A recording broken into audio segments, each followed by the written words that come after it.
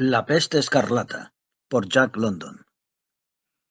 El camino conducía a lo largo de lo que en otro tiempo había sido terraplén de la vía férrea, pero hacía muchos años que no pasaba ningún tren por allí. La selva, como una ola verde, había invadido los declives laterales, acabando por coronarlo de árboles y matorrales. Aquella senda, por donde solo se deslizaban las fieras, tenía el ancho de un cuerpo humano. Algún trozo de herrumbre, asomando de vez en vez entre la tierra, recordaba la existencia de rieles y traviesas. Un árbol de 10 pulgadas de diámetro había crecido entre una junta, levantando el extremo del hierro. La viga, evidentemente sujeta a este por un tornillo, había seguido al raíl, dejando un hueco que pronto se había rellenado de arena y hojarasca. Y ahora el madero, desgajado y carcomido, ofrecía un aspecto curioso.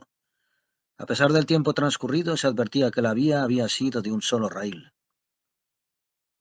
Por este camino marchaban un anciano y un muchacho. Andaban despacio, pues el primero, que era muy viejo y de temblorosos movimientos de epiléptico, se apoyaba pesadamente en un báculo. Defendía la cabeza contra los rayos del sol con un gorro burdo de piel de cabra, bajo el cual asomaba una franja de pelo blanco, escaso y sucio.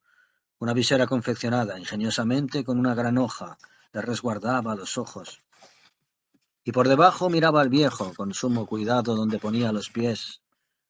La barba, que debiera haber sido de blancura nívea, pero que denotaba la misma falta de agua y abandono que el cabello, le caía hasta casi la cintura como una gran masa enmarañada. Cubría los hombros y el pecho solo con una zamarra estropeadísima de piel de cabra. Los brazos y las piernas, flacos y marchitos, indicaban una edad muy avanzada, así como por lo atezados y por las muchas cicatrices y rasguños de que estaban cubiertos, se adivinaba. Llevaban largos años expuestos a los elementos. El muchacho, que andaba delante moderando el ímpetu de sus músculos para ajustar su paso al del anciano, vestía también una prenda consistente en un trozo desmochado de piel de oso con un agujero en el centro por el que había pasado la cabeza. No aparentaba más de 12 años. Sobre la oreja llevaba con mucha coquetería un rabo de cerdo recién cortado. En una mano sostenía un arco no muy grande y una flecha, de las que traía lleno un carcaj pendiente de la espalda. Llevaba una correa alrededor del cuello y colgando de ella una vaina por la que asomaba el mango abollado de un cuchillo de caza. Su piel era del color de la valla y caminaba lentamente con movimientos felinos. Contrastaban notablemente con el cutis atezado, los ojos azules de un azul profundo, pero agudos y penetrantes como puñales. Con ellos, según costumbre, parecía sondear cuanto le rodeaba. Conforme iba andando, olfateaba las cosas, llevando así al cerebro, a través de la nariz dilatada y palpitante, una serie infinita de avisos del mundo exterior. El oído estaba también tan adiestrado que obraba automáticamente. Sin esfuerzo consciente, en medio de la aparente quietud, percibía los sonidos más sutiles, y no sólo los percibía, sino que los distinguía y clasificaba. Lo mismo al rozar del viento al deslizarse entre las hojas que los zumbidos de abejas y mosquitos. El rumor lejano del mar que llegaba hasta él como un murmullo, y el gruñido del roedor oculto bajo sus pies, y cuya madriguera se adivinaba únicamente por un montículo de tierra junto a la entrada. De pronto se puso alerta con los sentidos en tensión. El oído, la vista y el olfato le habían advertido simultáneamente. Su mano retrocedió hacia el anciano y ambos se detuvieron. Frente a ellos, a un lado de la cima del terraplén, se oyó un crujido y la mirada del muchacho quedó fija en los matorrales. Entonces apareció a sus ojos un gran oso pardo, que también se paró súbitamente a la vista de los hombres. No debió agradarle este encuentro porque los acogió con un largo gruñido. Lentamente puso al muchacho la flecha en el arco y con igual lentitud tendió la cuerda, sin apartar del oso los ojos. El viejo miraba el peligro por debajo de la hoja verde y permanecía tan quieto como el niño. Se observaron mutuamente durante unos segundos y después, viendo la creciente irritación del oso, el muchacho con un movimiento de cabeza indicó al viejo que debía apartarse del camino y bajar al otro lado del terraplén. Él le siguió andando hacia atrás y con el arco siempre tendido y dispuesto. Así esperaron hasta que un crujido en el lado opuesto les advirtió que el oso había pasado de largo. Cuando volvieron a caminar, el chico refunfuñó: «Un oso muy grande, abuelo». El viejo asintió con la cabeza. Cada día hay más, se lamentó con voz débil y apenas perceptible. ¿Quién hubiese pensado que había de llegar el tiempo en que un hombre correría peligro en el camino de Cliff House? Cuando yo era pequeño, Edwin, hombres y mujeres y hasta niños solían venir aquí a millares desde San Francisco si hacía buen tiempo. Y entonces no había osos. No, señor. Se pagaba dinero por verlos encerrados en jaulas. Mira si eran raros. ¿Qué es dinero, abuelo? Antes de que el viejo pudiese contestar, el muchacho, recordando de pronto, metió triunfante la mano en la bolsa que llevaba debajo de la piel de oso y sacó $1 de plata, deslucido y abollado. Los ojos del anciano brillaron al acercar a ellos la moneda. No puedo verlo, murmuró. Mira si puedes distinguir la flecha, Edwin. El chico se reía. ¿Qué cosas tienes, abuelo, queriendo hacer creer que estas pequeñas marcas indican algo? Mostró el anciano su acostumbrada tristeza al acercar de nuevo la moneda a los ojos. 2012, chilló al fin de un modo grotesco. Este es el año en que Morgan V fue nombrado presidente de los Estados Unidos por el Consejo de Magnates. Debió ser una de las últimas monedas que se acuñaron porque la peste escarlata ocurrió en 2013. Señor, señor, ¿quién lo pensará? Solo hace 60 años y ser yo el único superviviente de aquellos tiempos. ¿Dónde la encontraste, Edwin? El muchacho, que lo estaba escuchando con esa tolerante curiosidad que se concede a la charla de los pobres de espíritu, respondió prontamente: «Juju, juju me la dio. La encontró cerca de San José, apacentando las cabras esta primavera última. Juju dijo que era dinero». «¿Tienes hambre, abuelo?». El anciano empuñó el bastón con más fuerza y apresuró el paso, con los ojos brillantes de avidez. «Espero que Hairlip habrá encontrado un cangrejo, o dos», murmuró. «Son una buena comida los cangrejos, sobre todo cuando ya no hay dientes y se tienen nietos que quieren a su abuelo y se esfuerzan por cogerle cangrejos. Cuando yo era pequeño». Pero Edwin se paró súbitamente ante algo que le llamó la atención, tendiendo la cuerda del arco dispuesto ya con la flecha. Se había detenido junto a una hendidura del terraplén. Había allí una antigua zanja y el río, sin nada que lo interceptara, se había abierto paso por la cavidad. En la orilla opuesta colgaba el extremo de un raíl. Se le veía enmohecido a través de las plantas trepadoras que lo cubrían. Más allá, agazapado junto a una mata, le miraba un conejo con temblorosa incertidumbre. La distancia era de 50 pies, pero la flecha voló certera y el conejo, herido, chillando de miedo y de dolor, se internó penosamente en el bosque. Al bajar de un salto el áspero muro de la hendidura y subir por el lado opuesto, el muchacho no parecía sino una mancha de tostada epidermis envuelta en una piel flotante. Sus finos músculos eran cuerdas de acero que se distendían en movimientos gráciles y eficientes. 100 pasos más lejos, entre las breñas, descubrió al animal herido. Le golpeó la cabeza contra un tronco y regresó para llevárselo al abuelo. «El conejo es bueno, muy bueno», exclamaba el anciano, «pero el cangrejo es un manjar mucho más delicado y sabroso. Cuando yo era pequeño». «¿Por qué dices tantas tonterías?», interrumpió Edwin, impaciente por cortar la locuacidad que le amenazaba. El muchacho no pronunció exactamente estas palabras, sino algo que se le parecía, más gutural y explosivo, más parco en frases idóneas. Su habla tenía alguna semejanza con la del viejo, y la de éste era un inglés bastante corrompido. «Lo que yo quiero saber», continuó Edwin, «es por qué llamas al cangrejo un manjar sabroso y delicado. Cangrejo es cangrejo, ¿verdad? No he oído a nadie que lo llamara cosas tan graciosas». El anciano suspiró, pero sin contestar, y siguieron caminando en silencio. El ruido de la resaca se hizo más perceptible cuando, saliendo del bosque, se encontraron en una llanura separada del mar por una serie de dunas. Entre los montículos de arena pacían algunas cabras que guardaba un muchacho vestido de pieles, ayudado de un perro con aspecto de lobo, que recordaba vagamente al perro pastor escocés. Junto con el rumor de la resaca se oía sin cesar un profundo rugido que procedía de un grupo de rocas recortadas situadas a unas 100 yardas de la costa. Hasta allí se arrastraban enormes caballos marinos para tumbarse al sol o luchar unos contra otros. En primer término, se elevaba el humo de una hoguera que atizaba a un muchacho de apariencia salvaje. Acurrucados junto a él había varios perros lobos parecidos al que guardaba las cabras. El viejo aceleró el paso, haciendo profundas aspiraciones según se acercaba al fuego. ¡Almejas!, murmuró extasiado. —¡Y no hay cangrejos! ¡Ju! Hijos míos, sois muy buenos con vuestro abuelo. Juju, que aparentaba la misma edad que Edwin, rezongó. —Todos los que quieras, abuelo. Cogí 4. La impaciencia del anciano inspiraba compasión. Sentándose en la arena con toda la celeridad que le permitían sus piernas embaradas, apartó a tientas una gran almeja del fuego. El calor había separado las valvas y la carne de color salmón estaba bien cocida.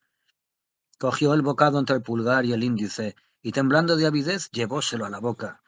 Pero estaba demasiado caliente, y un instante después lo expelía con violencia.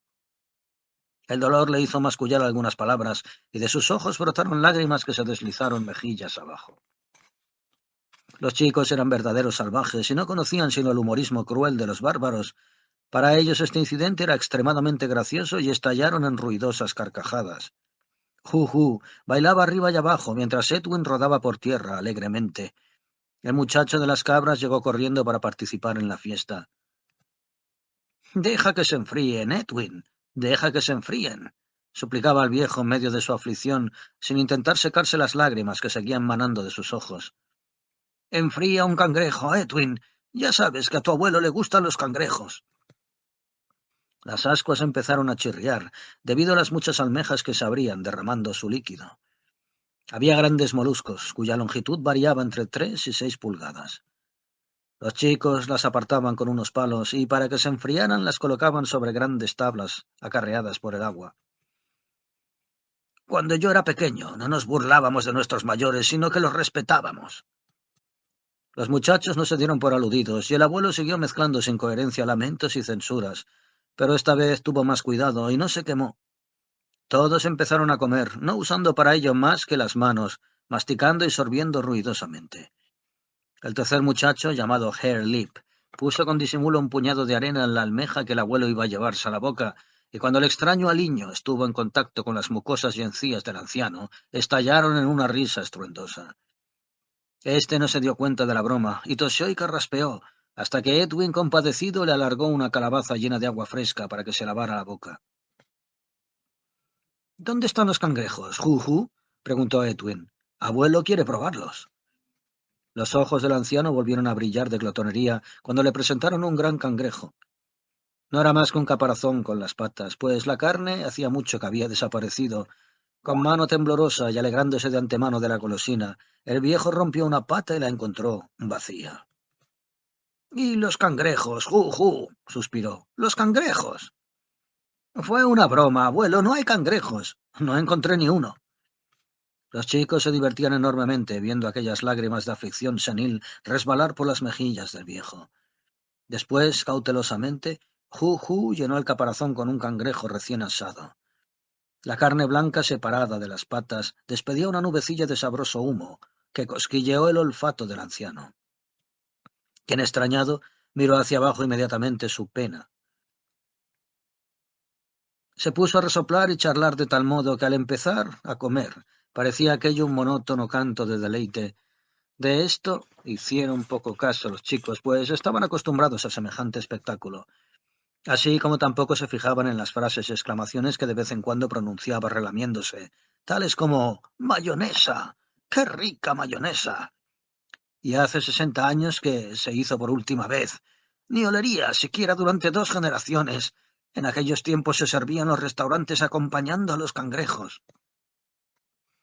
Cuando ya estuvo ahito, suspiró complacido, limpióse las manos en las piernas desnudas y se quedó contemplando el mar con la satisfacción del estómago repleto y empezó a recordar. Solo de pensarlo. He visto este mar en un domingo delicioso, animado con la presencia de hombres, mujeres y niños, y entonces no había osos que pudieran atacarles.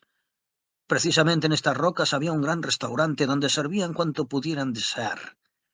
San Francisco tenía 4 millones de habitantes, y ahora apenas sí hay 400 en toda la región.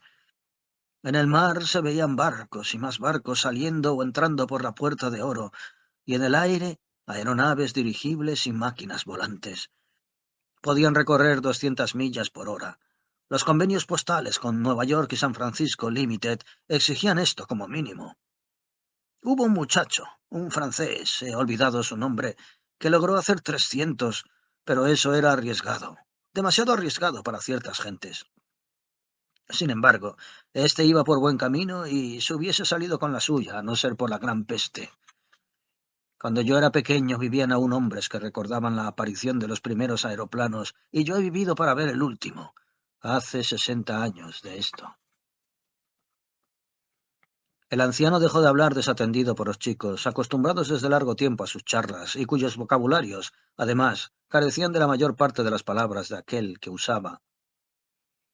Durante estos soliloquios sin dilación, su inglés mejoraba en construcción y fraseología, pero cuando hablaba directamente a los muchachos adoptaba completamente sus expresiones sencillas e incultas. Pero entonces no abundaban los cangrejos, siguió diciendo el anciano. Había que buscarlos y constituían una verdadera golosina. Solo se podían comer durante un mes, y ahora los hay en todas las épocas del año. Poder coger todos los que se quiera durante la pleamar en la misma playa de Cliff House. Una súbita agitación entre las cabras hizo poner de pie a los muchachos. Los perros se levantaron rápidamente de junto al fuego para reunirse con el compañero que guardaba las cabras, mientras éstas, a su vez, salían disparadas hacia donde se hallaban sus protectores humanos. Media docena de siluetas de lobos grises y descarnados se deslizaban entre los montículos de arena o bien hacían frente a los perros erizados. Edwin disparó una flecha que no hizo blanco, pero Hare Lip, con una honda como la que David llevaba en el combate contra Goliat, lanzó una piedra que rasgó los aires con un silbido. Cayó precisamente en medio de los lobos y les hizo huir a las negras profundidades del bosque de eucaliptos. Los muchachos volvieron a tumbarse en la arena riendo, mientras el abuelo suspiraba tristemente. Había comido demasiado, y con las manos cruzadas sobre el vientre prosiguió la serie interrumpida de lamentos. La aviación se desvaneció como la espuma, murmuró al reanudar su relato. Eso es, espuma y aviación. Toda la obra del hombre sobre el planeta era igualmente espuma. Había domesticado a los animales útiles, destruido los dañinos y limpiado la tierra de la vegetación silvestre. Después desapareció esto, y el torrente de vida primitiva volvió a invadirlo todo, borrando su obra. La selva y las malas hierbas inundaron sus campos. Las fieras rondaron sus rebaños y ahora hay lobos en la playa de Cliff House. Le aterró su propio pensamiento. Donde en otro tiempo se divertían 4 millones de personas, se pasean hoy los lobos. Y la salvaje progenie de los leones de nuestros históricos escudos de armas se ve obligada a defenderse de los colmillos de los animales de presa. ¿Quién lo había de decir? Y todo a consecuencia de la peste escarlata. El adjetivo hirió el oído de Hare Lip. Siempre está diciendo lo mismo, advirtió a Edwin. ¿Qué es escarlata? El escarlata del arce me estremece como el grito de la corneja, afirmó el anciano. Es rojo, repuso Edwin contestando a la pregunta. Tú no lo sabes porque vienes de la tribu de los Chofers, y esos nunca supieron nada, ninguno de ellos. Escarlata es rojo, yo lo sé. Rojo es rojo, ¿no es verdad? Refunfuñó Hare Lip. Entonces, ¿de qué sirve presumir y llamarlo escarlata? Abuelo, ¿por qué dices siempre tantas cosas que nadie sabe? Siguió preguntando. Escarlata no es nada, pero rojo es rojo. ¿Por qué no dices rojo, entonces? Rojo no es la palabra exacta, fue la contestación. La peste era escarlata. Toda la cara y el cuerpo se ponían escarlata en menos de una hora. Lo sabré yo. ¿Acaso no vi bastantes atacados? Y os digo que era escarlata, porque... Bueno, porque era escarlata. No hay otra palabra. A mí me basta con rojo, murmuró Hare Lip con obstinación. Mi padre llama rojo al rojo, y él debe saberlo bien. Dice que todos murieron de la peste roja. Tu padre es un ser vulgar, descendiente a su vez de otro ser vulgar, replicó el abuelo excitado, como si no conociera yo el origen de los chofers. Tu abuelo fue un chofer, un criado, y sin educación. Trabajaba para otros. Pero tu abuela era de buena raza, solo que los hijos no se le parecen. No recuerdo dónde los encontré por primera vez, quizá pescando en el lago Temescal. ¿Qué es educación? Preguntó Edwin. Llamar escarlata al rojo, dijo burlonamente Hare Lip, y después volvió a atacar al abuelo. Mi padre me ha dicho, y esto lo supo por su padre antes de morir, que tu mujer pertenecía a los Santa Rosan, y que antes de la peste roja era una estropea salsas, aunque yo no sé lo que es una estropea salsas. ¿Puedes decírmelo, Edwin? Pero Edwin movió la cabeza para probar su ignorancia. Es verdad, era sirvienta, confesó el abuelo, pero era una buena mujer. Y tu madre era hija suya. Después de la peste, las mujeres andaban muy escasas. Fue la única esposa que pude hallar a pesar de ser una estropea salsas, como dice tu padre. Pero no está bien hablar así de nuestros progenitores. Mi padre dice que la esposa del primer chofer fue una dama. ¿Qué es una dama? Preguntó Juju. Una dama es la mujer de un chofer, respondió rápidamente Hairlip. El primer chofer fue Bill, un ser vulgar, como antes dije, explicó el viejo. Pero su esposa era una dama, una gran dama. Antes de la peste escarlata, fue la esposa de Van Varden, presidente de la Junta de Magnates de la Industria y uno de los 12 hombres que gobernaban América. Valía 1.800.000.000 de dólares, monedas como la que tienes en el bolsillo, Edwin. Y entonces vino la peste escarlata. Y su esposa fue la esposa de Bill, el primer chofer. Solía pagarle, además. Esto lo vi con mis propios ojos. Juju, que estaba tumbado boca abajo y escarbando perezosamente la arena con los dedos de los pies, gritó de pronto y miróse primero la uña del pie y luego el pequeño hueco que había cavado. Se le juntaron los otros dos muchachos y empezaron a cavar rápidamente la arena con las manos hasta que tuvieron 3 esqueletos ante sus ojos. 2 de ellos eran de adultos y el tercero el de un niño. Se echó el anciano en el suelo y contempló el hallazgo.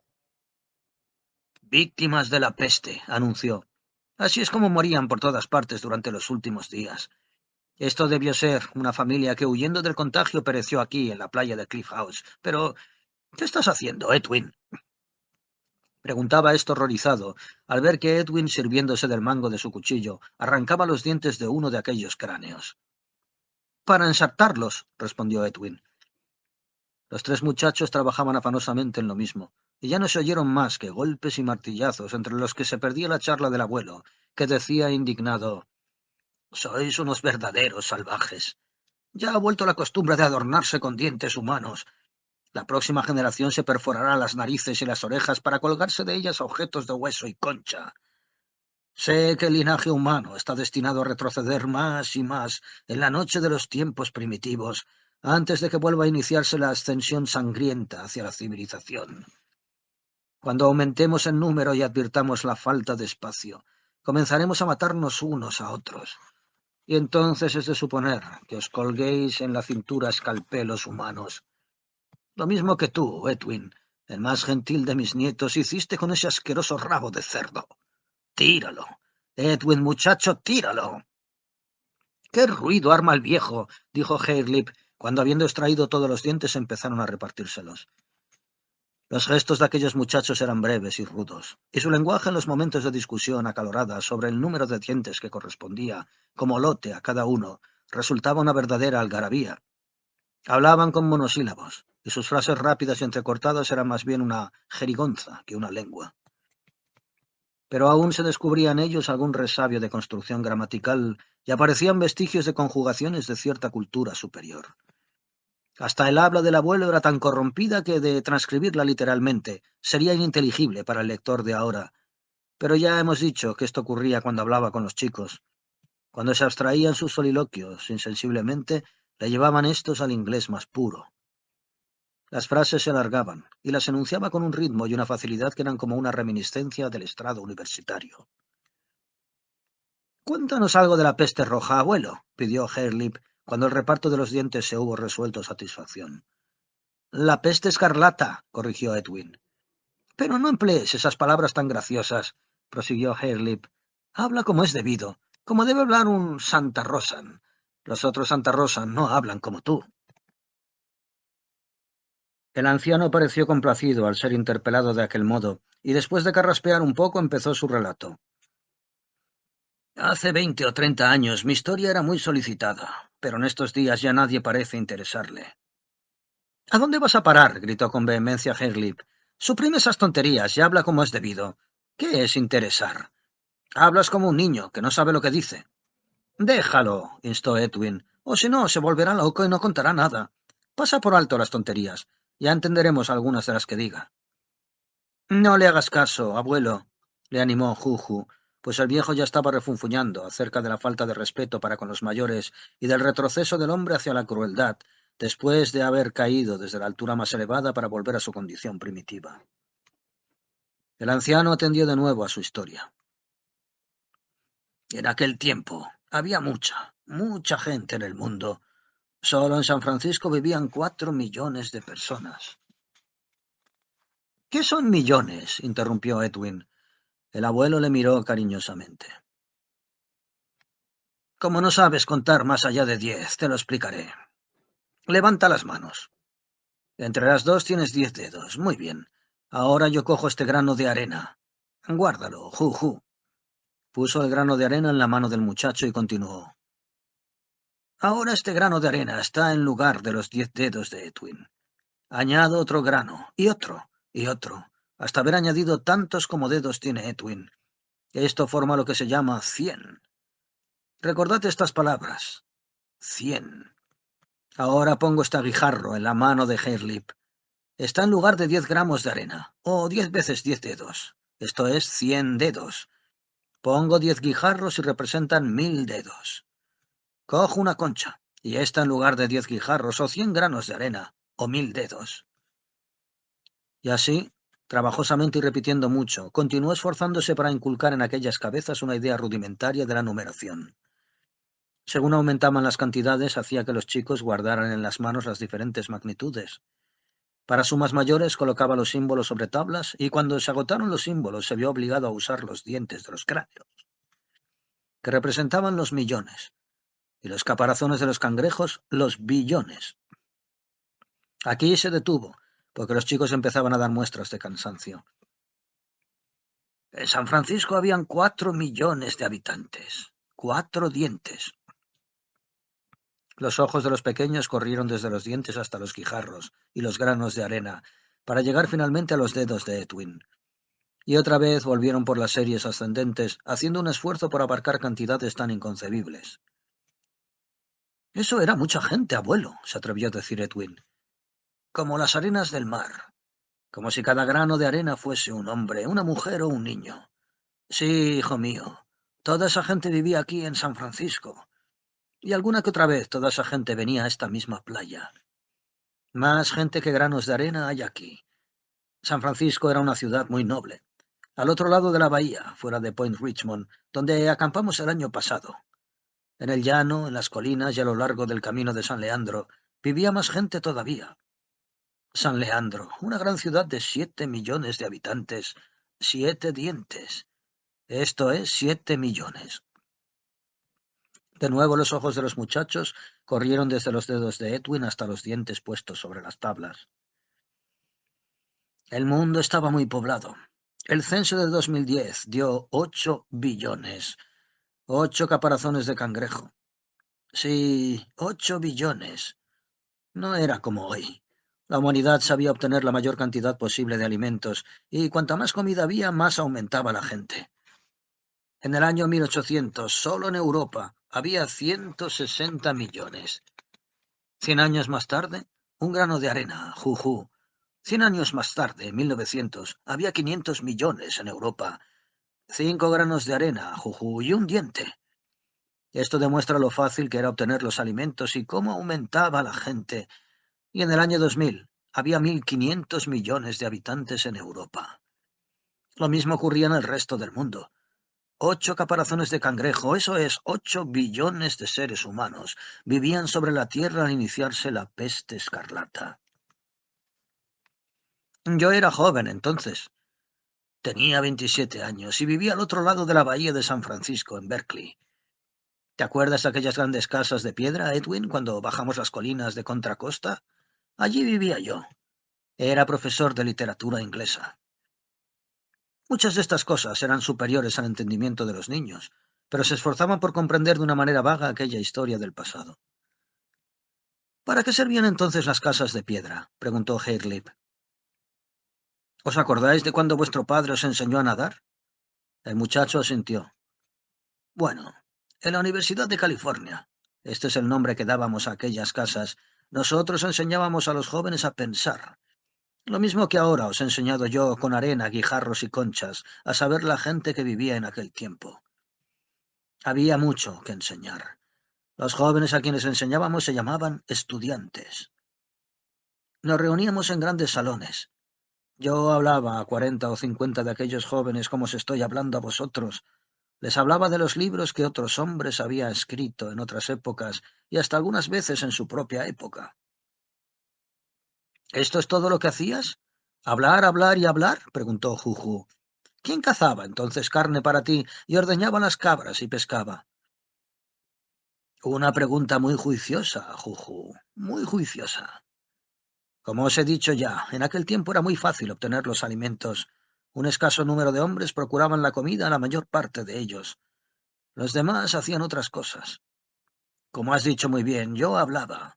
Hablaba continuamente, y a cambio de ello me daban la comida. Mucha comida. Buena y rica comida, como no he vuelto a probarla en 60 años, y como ya no probaré jamás. A veces pienso que el progreso más admirable de nuestra inmensa civilización fue la comida, su inconcebible abundancia, infinita variedad, su delicadeza maravillosa. Oh, hijos míos, aquello era vivir, teniendo para comer cosas tan extraordinarias. Los muchachos le dejaban hablar, tomando como una broma del abuelo aquellos pormenores que no entendían por ser cosa superior a su inteligencia. Nuestros proveedores de alimentos se llamaban hombres libres, nombre que más bien parecía una burla. Nosotros, las clases directoras, éramos dueños de las tierras, de las máquinas y de todo. Estos proveedores eran nuestros esclavos. Les tomábamos casi todas las subsistencias que producían y les dejábamos lo preciso para que comieran, trabajaran y pudieran producir más. Yo habría ido a buscarme mi propio alimento en el bosque, interrumpió Hairlip, y si alguien intentaba arrebatármelo, le hubiera matado. El viejo se rió. No te he dicho que nosotros, los de las clases dirigentes, éramos los dueños de las tierras, de los bosques y de todo. Si algún proveedor se resistía a trabajar para nosotros, le castigábamos o le dejábamos morir de hambre. Muy pocos se rebelaban. Preferían trabajar para nosotros, confeccionar nuestros vestidos y procurarnos un escudo de cangrejo, jujú, 1000 satisfacciones y placeres. Por aquel tiempo era yo el profesor Smith, el profesor James Howard Smith, y mis cursos de literatura eran muy populares. Esto es, que muchos jóvenes y muchachas gustaban de oírme hablar de los libros que habían escrito otros hombres. Yo era muy feliz. Tenía cosas muy ricas para comer. Mis manos eran suaves porque no trabajaba con ellas y llevaba el cuero limpio y cubierto con las telas más finas. Dijo esto contemplando con repugnancia la piel de cabra sarnosa. En aquel tiempo no llevábamos estas cosas. Hasta los esclavos vestían mejor. Y éramos más aseados. Nos lavábamos las manos y la cara varias veces al día. Vosotros no os laváis, sino caéis en el agua o os echáis a nadar. Tú ni siquiera haces eso, abuelo, replicó Juju. Ya lo sé, ya lo sé. Soy un viejo sucio. Pero los tiempos han cambiado. Ahora nadie se lava y además no hay facilidades para ello. Hace 60 años que no he visto un trozo de jabón. Vosotros no sabéis lo que es el jabón, y no os lo diré, porque os estoy contando la historia de la peste escarlata. Ya sabéis lo que es enfermedad. Vosotros la llamabais dolencia. Muchas dolencias procedían de lo que llamábamos gérmenes. Recordad esta palabra, gérmenes. Un germen es una cosa muy pequeñita parecida a una caparra, como esas que encontráis en los perros durante la primavera cuando se van al bosque, solo que los gérmenes son muy pequeños, tan pequeños que no se pueden ver. Juju empezó a reír. Eres muy raro, abuelo, hablar de cosas que no se pueden ver. Si no se pueden ver, ¿cómo sabes que existen? Está muy bien la pregunta, muy bien, Juju. Pero nosotros los veíamos, por lo menos algunos. Teníamos lo que llamábamos microscopios y ultramicroscopios, y los poníamos delante de los ojos y mirábamos a través de ellos al fin de ver las cosas mayores de lo que realmente eran. Y muchos no se podían ver sin la ayuda de estos aparatos. Nuestros mejores ultramicroscopios nos permitían ver los gérmenes aumentados 40.000 veces. Una concha representa 1000 dedos, como los de Edwin, Coged 40 conchas y todas estas veces era mayor el germen, cuando lo mirábamos a través del microscopio. Además, teníamos otros sistemas. Usando lo que llamábamos el cinematógrafo, hacíamos a este germen, ya aumentado 40.000 veces mayor. Y así veíamos todas estas cosas que no hubiésemos distinguido simplemente con nuestros ojos. Coged un grano de arena, partido en 10 pedazos. Tomad una piedra y partida en otros 10. Romped uno de estos trozos en 10 y otros de estos en 10 y uno de estos en 10, y así sucesivamente durante todo el día, y es posible que al ponerse el sol tengáis un pedazo tan pequeño como uno de los gérmenes. Los muchachos no ocultaban su incredulidad. Haglip hacía muecas y se burlaba, y Juju reía con disimulo, mientras Edwin les tocaba con el codo para que se estuviesen quietos. La caparra chupa la sangre del perro.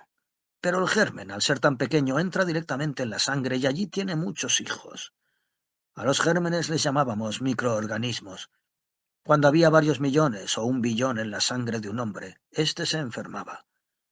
Estos gérmenes eran una enfermedad. Había de muchas clases, más que granos de arena hay en el mar. El Bacillus anthracis, el Micrococcus, el Bacterium termo y el Bacterium lactis. Este es el que hace agriar la leche de las cabras aún hoy en día, Hairlip. Y había esquimocites, sin fin, y otros muchos. Aquí el anciano se disparó en una serie de disquisiciones sobre los gérmenes y su naturaleza, usando palabras de tan extraordinaria longitud y tan faltas de sentido, que los muchachos empezaron a hacerse muecas y a mirar al océano, olvidándose del abuelo y de su charla. Pero la peste escarlata... La peste escarlata, sí, abuelo, interrumpió al fin Edwin.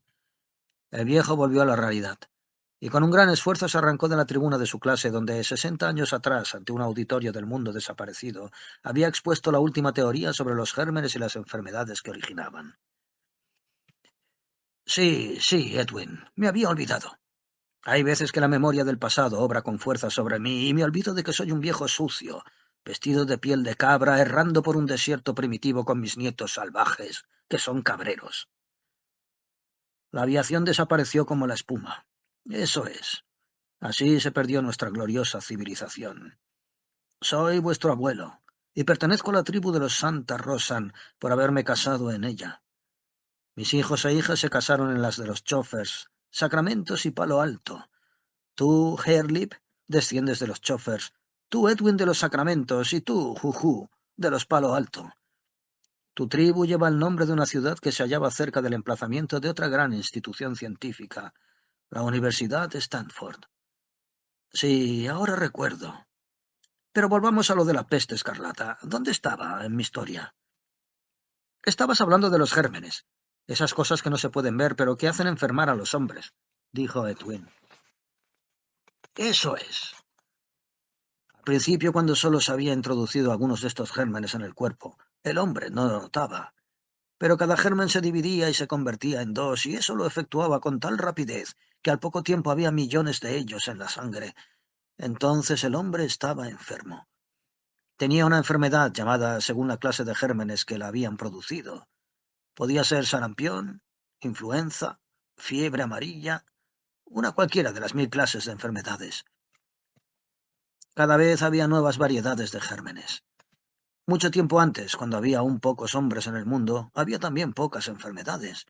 Pero según aumentaban aquellos y vivían aglomerados en grandes ciudades y civilizaciones, surgían nuevas enfermedades y penetraban en sus cuerpos nuevas clases de gérmenes.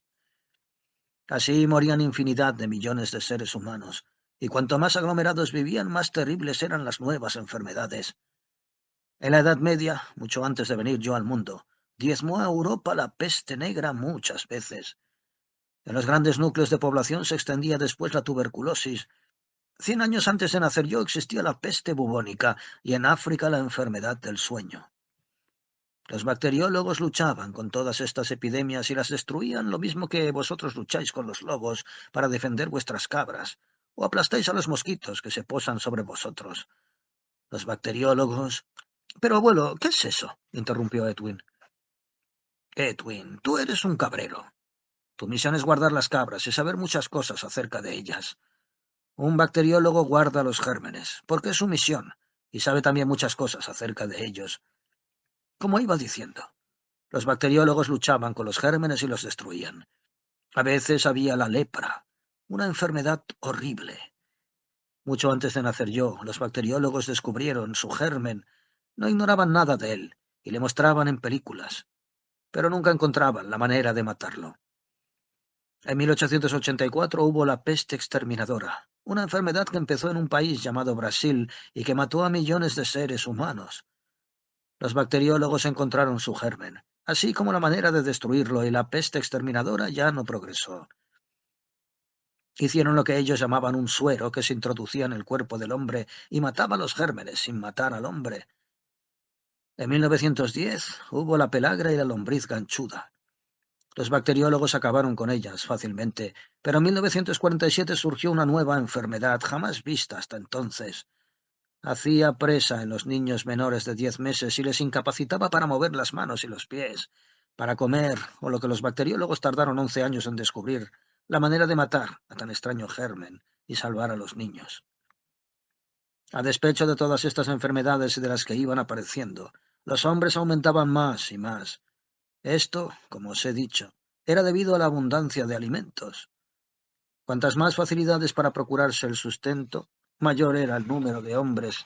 Cuantos más hombres, más aglomerados volvían, y mayor era el número de gérmenes que se convertían en enfermedades.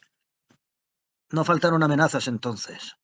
En 1929, Soldervetsky dijo a los bacteriólogos que no tendrían defensa contra algunas enfermedades nuevas, 1000 veces más mortíferas que las conocidas, que surgirían matando a cientos de millones y quizá 1 billón de hombres. Como veis, el mundo microorgánico seguía siendo un misterio. Se conocía su existencia y se sabía que de vez en cuando se levantaban ejércitos de gérmenes nuevos para matar a los hombres, pero ya no se sabía más acerca de ellos. Podía muy bien ocurrir que, en este mundo invisible, se produjeran nuevas especies de gérmenes y que la vida originara así la fauna abisal. Soldervetsky la nombraba usando palabras de otros que habían escrito antes que él.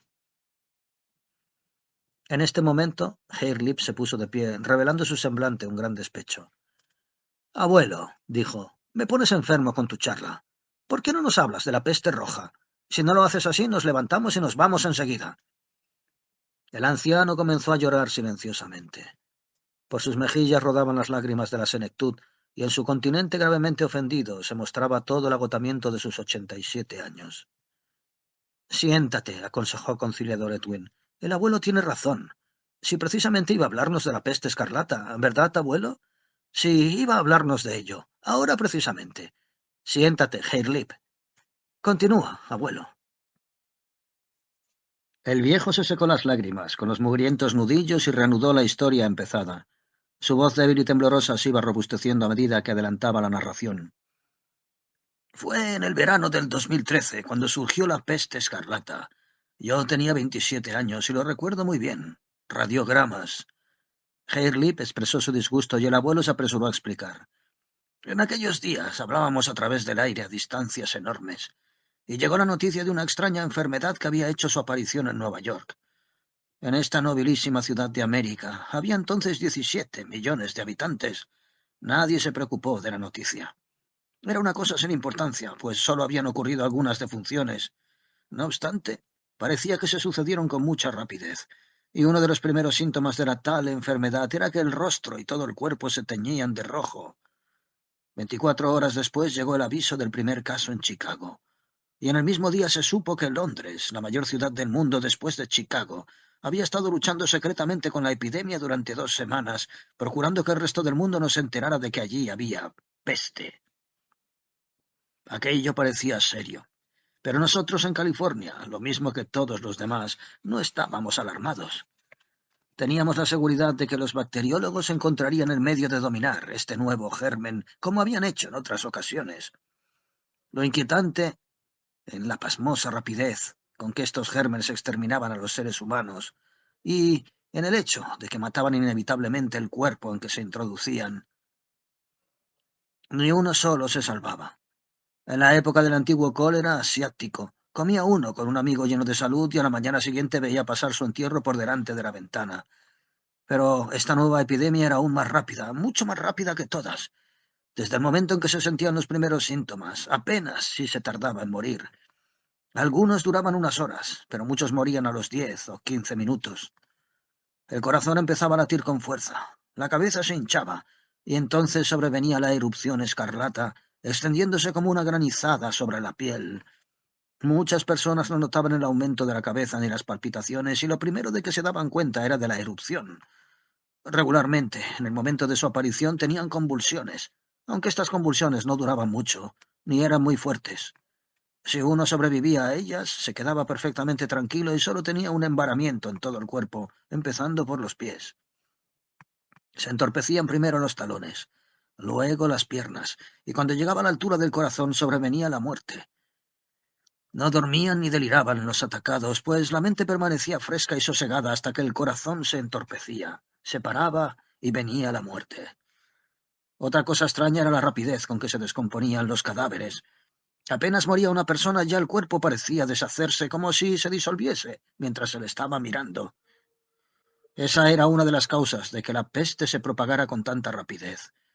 Todos estos billones de gérmenes de un cadáver quedaban inmediatamente en libertad para atacar a otras personas. Y por este motivo los bacteriólogos tenían tan poca fortuna en su lucha contra aquellos gérmenes. Morían en sus propios laboratorios mientras estudiaban el bacilo de la peste escarlata. Eran verdaderos héroes, pues tan pronto como morían unos, se apresuraban otros a ocupar su puesto. En Londres fue donde primeramente consiguieron aislarla. La noticia se telegrafió a todas partes. El hombre que lo logró se llamaba Trask, pero a las 30 horas ya había perecido. Luego, en todos los laboratorios se empezó a trabajar desesperadamente para encontrar algo que pudiese destruir los gérmenes de la terrible enfermedad. «Abuelo», objetó Hairlip, «estás habla que te habla de esos gérmenes como si fuesen algo, y no son nada. Lo que no se puede ver no es nada. Debían estar todos locos en aquel tiempo, por eso murieron. Yo te digo que no puedo creer en tal enfermedad, eso es». Prorrumpió en lamentaciones el abuelo, mientras Edwin tomaba con ardor su defensa. «Mira, Hairlip, tú también crees en muchas cosas que no puedes ver». Hairlip movió la cabeza denegando. «Crees que rondan los muertos, y sin embargo nunca los viste andar». «Los vi este invierno último cazando lobos con mi padre». «Bueno, cuando cruzas un río siempre escupes», prosiguió Edwin. «Es para alejar el mal de ojo», afirmó Hairlip. «Luego, ¿crees en el mal de ojo?» «Naturalmente». «Pues nunca lo has visto», concluyó Edwin triunfante. «Igual eres tú que el abuelo con sus gérmenes. Creéis en lo que no veis». «Sigue, abuelo». Hairlip, anonadado después de esta derrota, se quedó en silencio, y el anciano continuó hablando. Aunque no vamos a prolongar esta narración con un exceso de detalles, es fácil comprender que la historia del abuelo se vio interrumpida con frecuencia por las observaciones de los muchachos. Además, en su afán por seguirle en aquel mundo ignorado y desaparecido, cambiaban entre ellos en voz baja explicaciones y conjeturas. «La peste escarlata», decía el abuelo, «apareció en San Francisco. La primera defunción ocurrió un domingo por la mañana. El jueves siguiente ya morían como moscas en Oakland y en San Francisco. Morían en todas partes. En la cama, en el trabajo, andando por las calles. El jueves presencié la primera defunción. Fue una de mis discípulas, Miss Colbran, estando sentada delante de mí en mi clase de literatura. Observé su rostro, y como vi que de pronto se iba enrojeciendo, cesé de hablar sin poder apartar de ella los ojos, porque el terror de la peste, que ya había hecho su aparición entre nosotros, pesaba en nuestros ánimos. Las chicas, al darse cuenta de lo que ocurría, salieron chillando de la clase. Otro tanto hicieron los muchachos, a excepción de dos. Las convulsiones de Miss Colbran fueron muy débiles y no duraron más de un minuto. Los dos jóvenes que se habían quedado le trajeron un vaso de agua. Solo bebió un poco y gritó: «¡Mis pies! He perdido la sensación en ellos, como si no lo estuviera». Un minuto después dijo: «Mis rodillas se enfrían. Casi no me doy cuenta de tener rodillas». Se echó en el suelo, apoyando la cabeza en un paquete de libros, y no podíamos hacer nada. El frío y la insensibilidad iban ascendiendo hasta el corazón, y cuando la alcanzaron dejó de existir. Era una hermosa joven, muy sana y muy robusta. Desde el primer síntoma de la enfermedad hasta el momento de su muerte habían transcurrido 15 minutos. Los conté reloj en mano. Esto os probará cuán rápidamente mataba la peste escarlata. Me había quedado solo en la clase, con la moribunda, pues la alarma había cundido por toda la universidad y los estudiantes a millares habían abandonado las aulas y los laboratorios. Cuando salí para dar cuenta de lo ocurrido al presidente de la facultad, encontré el edificio desierto. Varios rezagados regresaban a sus casas a campo traviesa. Dos de ellos corrían como locos. El presidente Hawke estaba solo en su despacho, muy envejecido, con el pelo gris y más llenas de arrugas que nunca en la cara. Al verme se puso rápidamente de pie y tambaleándose huyó hacia un gabinete interior, dando un portazo y cerrando con llave la puerta. Sabía que yo había estado expuesto al contagio y tenía miedo. A través de la puerta me gritó que me marchara.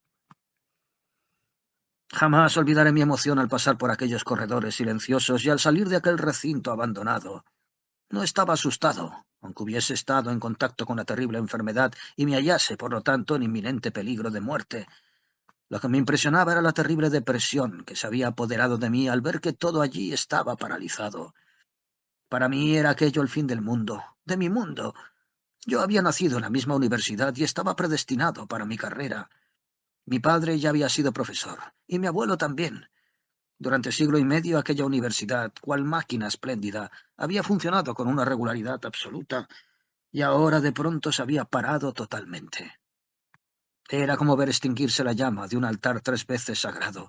Estaba conmovido, horriblemente conmovido.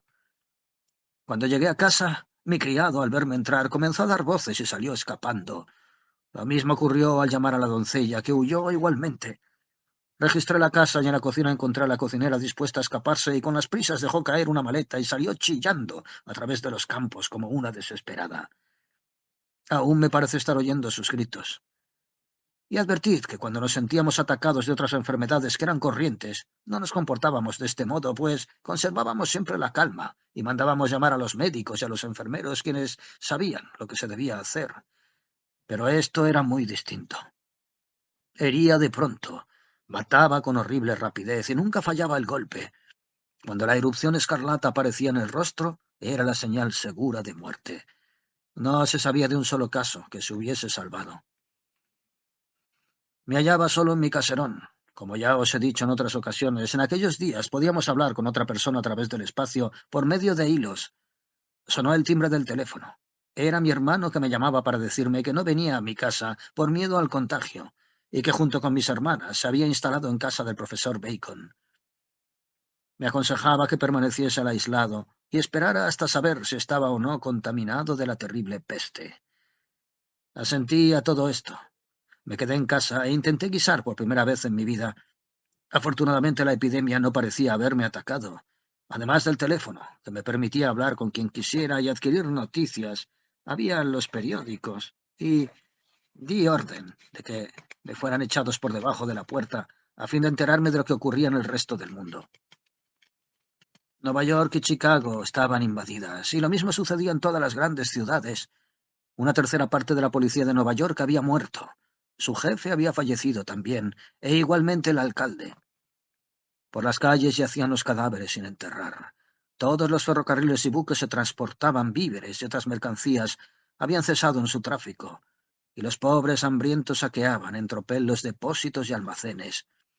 El asesinato, el robo y la embriaguez aumentaban por todas partes. La gente había huido a bandadas de la ciudad. Primero los ricos en sus automóviles y dirigibles, y después la gran masa del pueblo a pie, llevando con ellos la peste, muriendo de hambre y saqueando las granjas, los pueblos y las aldeas que encontraban al paso. El hombre que transmitía estas noticias, el radiotelegrafista, estaba solo con su aparato en la azotea de un elevado edificio. Calculaba que la gente que permanecía en la ciudad solo ascendería a unos centenares de miles, y muchos habían enloquecido a causa del miedo y de la embriaguez, y por todas partes se levantaban grandes incendios. Era un héroe este hombre que no abandonaba su puesto a pesar del peligro, tal vez algún periodista ignorado. Decía que durante las últimas 24 horas no habían llegado aeronaves transatlánticas ni venido mensajes de Inglaterra. Sin embargo, comunicó que una parte de Berlín, en Alemania, anunciaba que un bacteriólogo de la escuela Metchnikoff, llamado Hofmeier, había descubierto el suero contra la peste. Esta fue la última noticia que los americanos recibimos de Europa. Si Hoffney había descubierto aquel suero, era ya demasiado tarde para nosotros. Únicamente podíamos deducir que en Europa ocurría lo mismo que en América, y que, en el mejor de los casos, solo muy pocos podrían salvarse de la peste escarlata en aquel continente. Aún siguieron llegando durante otro día a los despachos de Nueva York. Después también cesaron. El hombre que los mandaba, o bien había muerto a consecuencia de la peste, o perecería consumido por los grandes incendios que, según había dicho, ardían a su alrededor. Lo mismo que había ocurrido en Nueva York pasaba en San Francisco, Oakland, Berkeley. Moría la gente con tal rapidez que los cadáveres, no pudiendo ser recogidos, yacían por todas partes. Imaginad, hijos míos, a la muchedumbre, más apiñada que los salmones que visteis en el río Sacramento, saliendo a millones de las ciudades hacia el campo, loca, intentando en vano escapar a la muerte que por todas partes acechaba. Ya veis, llevaban los gérmenes en ellos, y hasta las aeronaves de los ricos, huyendo hacia las montañas y refugios desiertos, llevaban consigo la enfermedad. Centenares de estas aeronaves huyeron a Hawái, y no solo aportaron con ellos la peste, sino que la hallaron allí habiéndoles tomado la delantera. Esto lo supimos por los despachos, hasta que desapareció toda organización en San Francisco, y ya no quedaron radiotelegrafistas en sus puestos para mandar y recibir partes. Era asombrosa esta pérdida de comunicaciones con el mundo, exactamente como si hubiese dejado de existir o hubiese sido borrado. Hace 60 años que aquel mundo cesó para mí. Bien, sé que deben haber lugares como Nueva York, Europa, Asia y África, pero nada he vuelto a saber de ellos. Con la aparición de la peste escarlata, la gente quedó aislada irremisiblemente. Tantos siglos de cultura y civilización desaparecieron en un abrir y cerrar de ojos y se desvanecieron como la espuma. Os he hablado de las aeronaves de los ricos que llevaban consigo la epidemia y morían donde quiera que huyesen. De estos hombres no encontré más que un solo superviviente, Mungerson, que más tarde fue un Santa Rosa y se casó con mi hija mayor. Entró a formar parte de la tribu 8 años después de la peste. Tenía entonces 19 años, y tuvo que esperar 12 más para poder casarse. Como no había mujeres solteras y algunas de las hijas mayores de los Santa Rosa ya estaban prometidas, tuvo que aguardar a que mi Mary cumpliese 16 años. Jim Black, el que mató el año pasado el león de la montaña, era hijo suyo. En la época de la epidemia, Mungerson tenía 11 años. Su padre era uno de los magnates de la industria, hombre rico y poderoso. En su aeronave, el Cóndor, huyeron, con toda la familia, hacia los desiertos de la Columbia Británica, un lugar muy apartado hacia el norte. Pero debió ocurrirles algún accidente y naufragaron cerca del monte Shasta. Ya habéis oído hablar de esta montaña que se encuentra por el norte. La peste estalló entre aquellos fugitivos y el único que sobrevivió fue este niño de 11 años. Anduvo errante por tierras desiertas, buscando a sus parientes durante 8 años, y cuando descendió hacia el sur se halló con nosotros, los Santa Rosen. Pero todavía estoy al principio de mi historia. Al empezar el gran éxodo de las ciudades de los alrededores de la bahía de San Francisco, y mientras funcionaban todavía los teléfonos, pude hablar con mi hermano. Le dije que era una locura huir de mí, pues no sentía ningún síntoma de la peste, y que lo que debíamos hacer era aislarnos con toda nuestra familia en algún sitio seguro. Nos decidimos por el Palacio de la Química, en la universidad, y proyectamos hacer buen acopio de provisiones y evitar por la fuerza de las armas que nadie pudiera mezclarse con nosotros una vez retirados en nuestro refugio.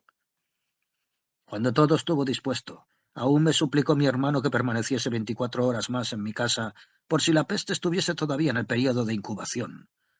Accedí a ello, y él prometió venir a buscarme al día siguiente. Seguimos hablando de nuestros proyectos sobre el aprovisionamiento y defensa del Palacio de la Química hasta que el teléfono dejó de funcionar. Aquella noche no hubo luz eléctrica y estuve completamente a oscuras en mi casa.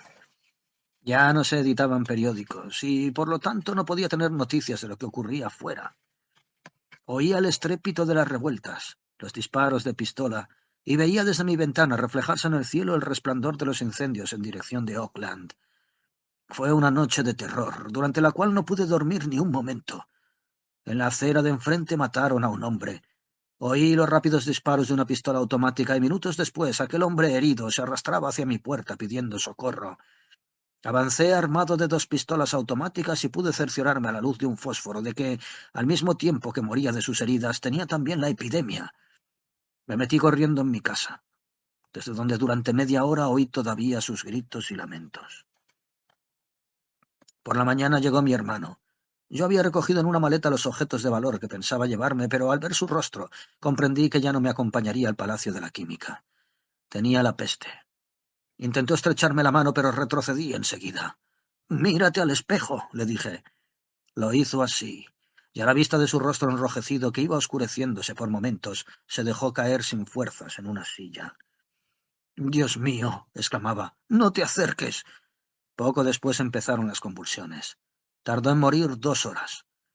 Conservó hasta el fin la lucidez, quejándose del frío y de la pérdida de sensibilidad en los pies, en las piernas, en los costados, hasta que le llegó al corazón y murió. Así mataba la peste escarlata. Cogí la maleta y huí. El aspecto de las calles era aterrador. Por todas partes se tropezaban con apestados.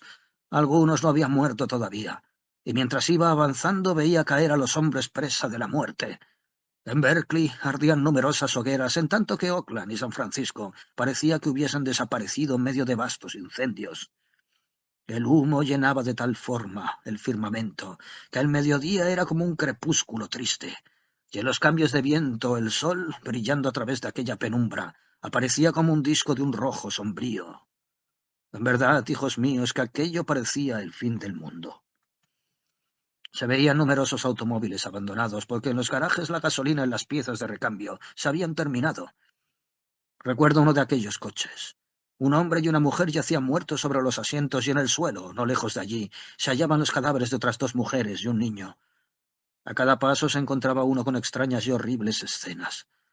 La gente se deslizaba silenciosa y furtivamente, lo mismo que fantasmas, mujeres pálidas, con niños en brazos, padres llevando a sus pequeñuelos de la mano, unos completamente solos, otros por parejas o agrupados en familias, huyendo todos de la ciudad, de la muerte. Algunos llevaban consigo provisión de alimentos, otros mantas y valores, y muchos no llevaban nada.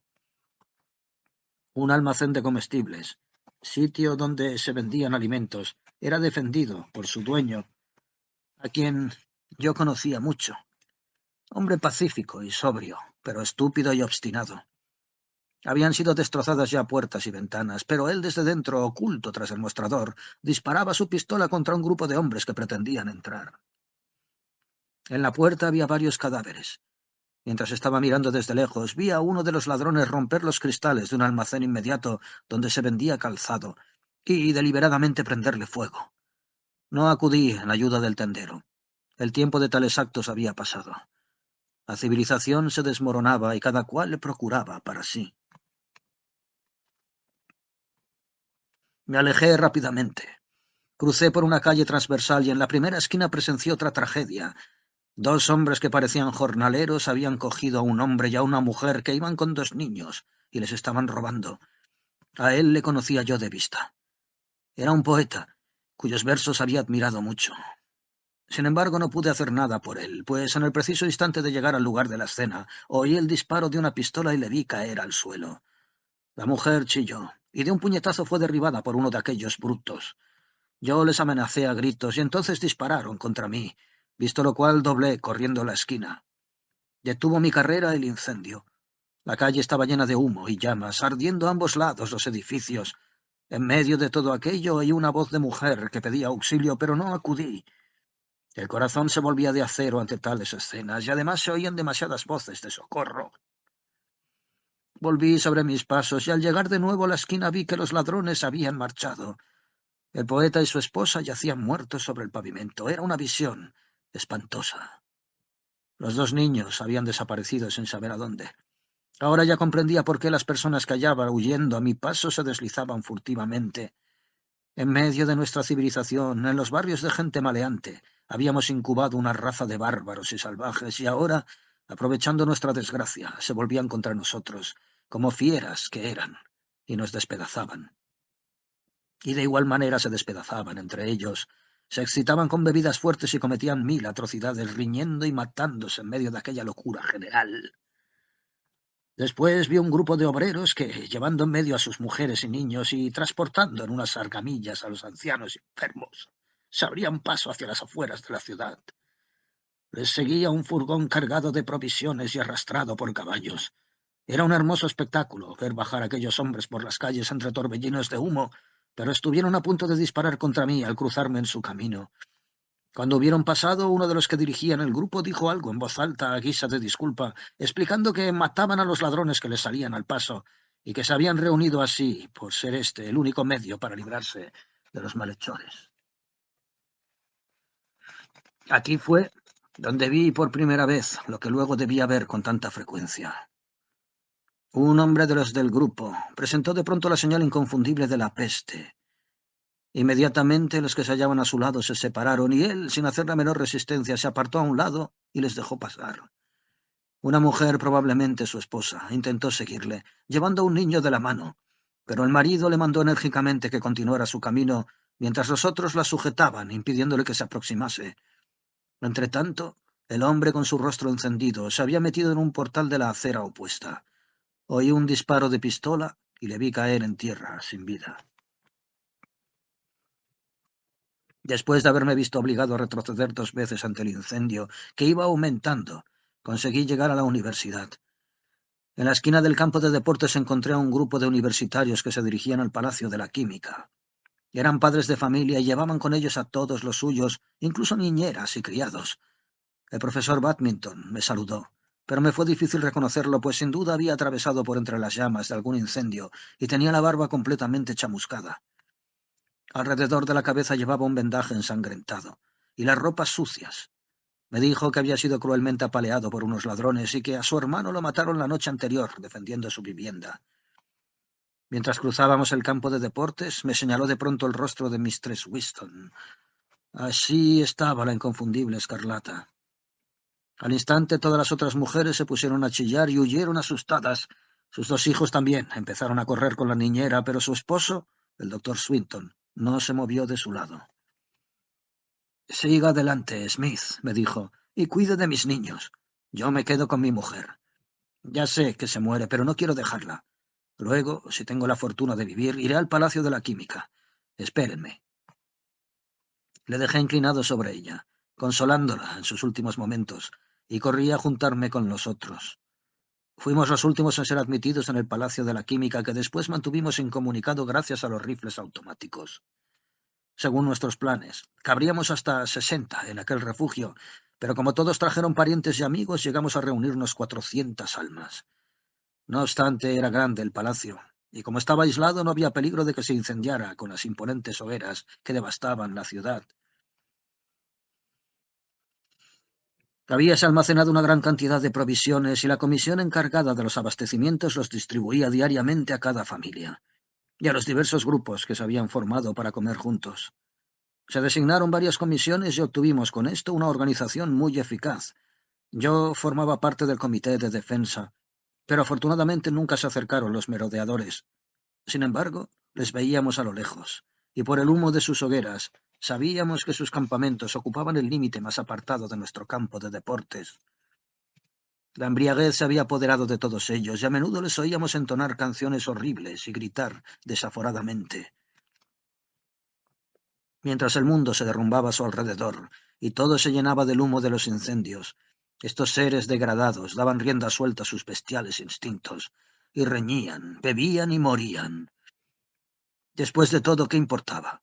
Fuese como fuese, habían de morir todos, los que amaban la vida y los que se reían de ella.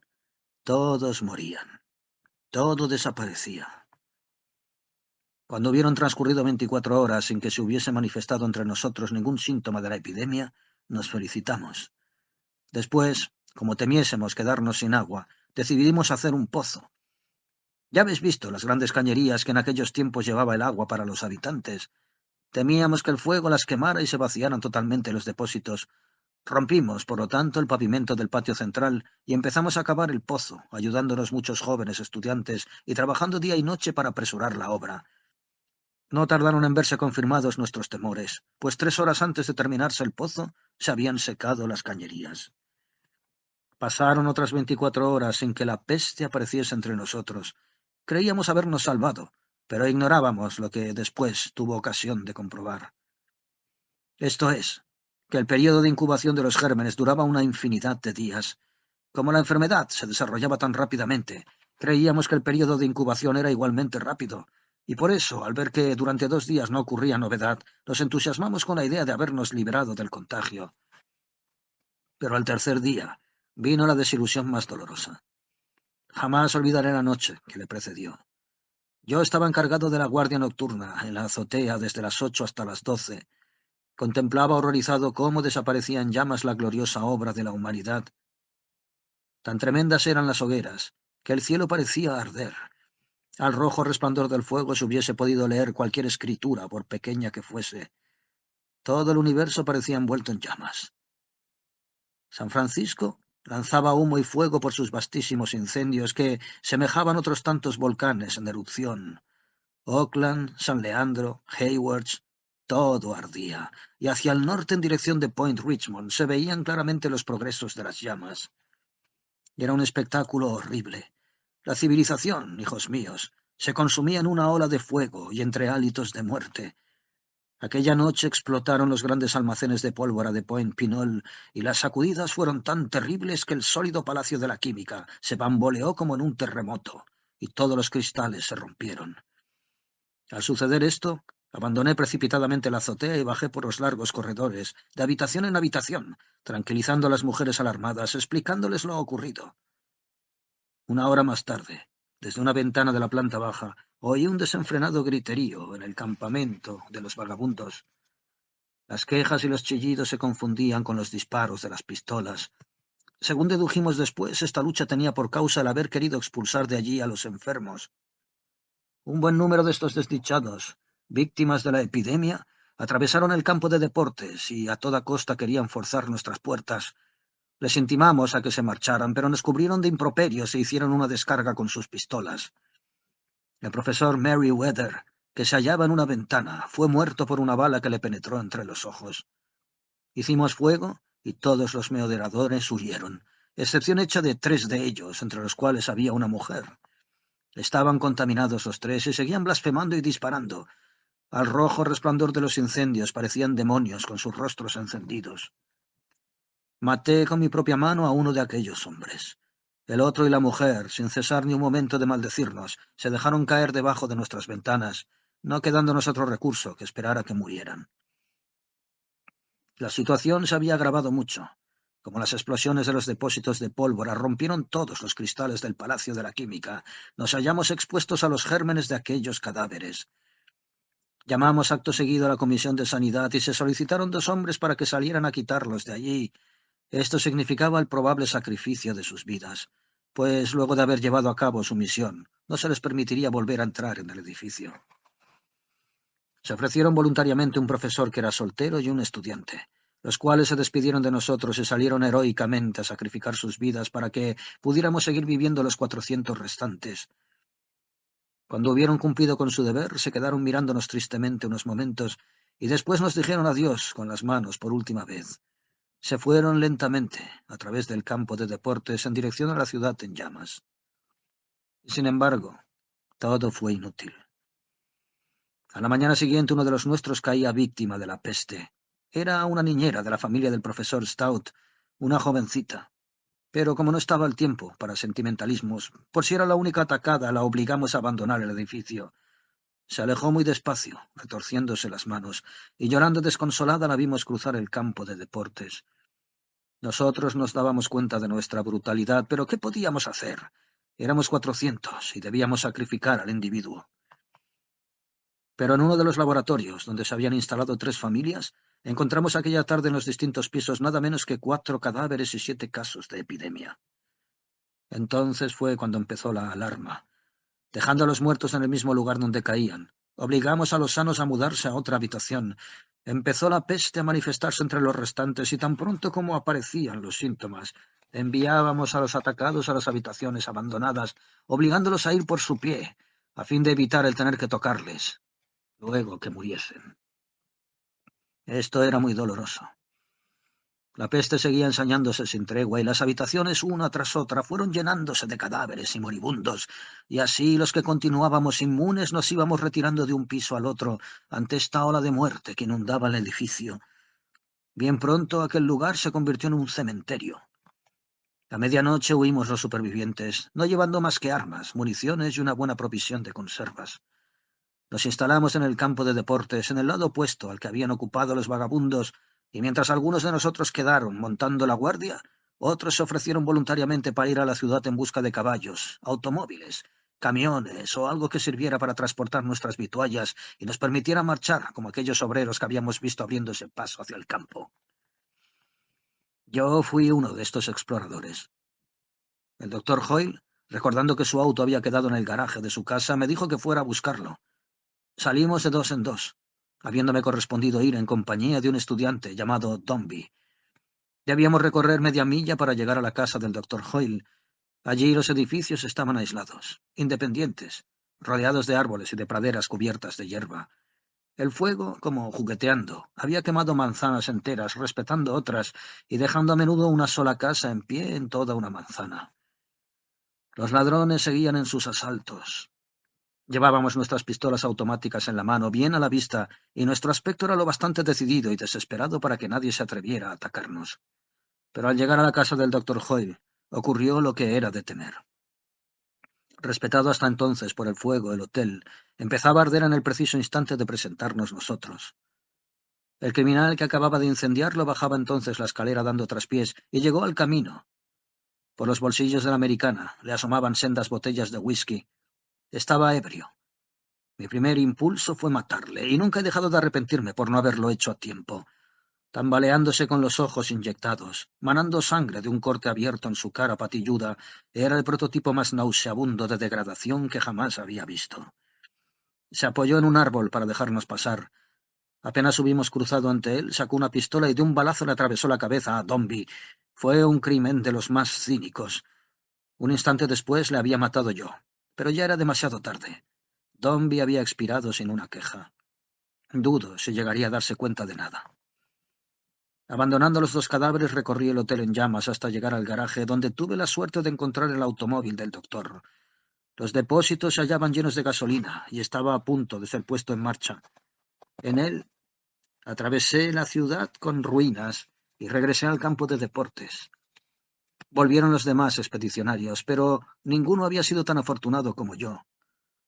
El profesor Feymit encontró un pony de Shetland, mas el pobre animal, atado en una cuadra y abandonado allí varios días, sin comer ni beber, estaba tan débil que no podía llevar ninguna carga.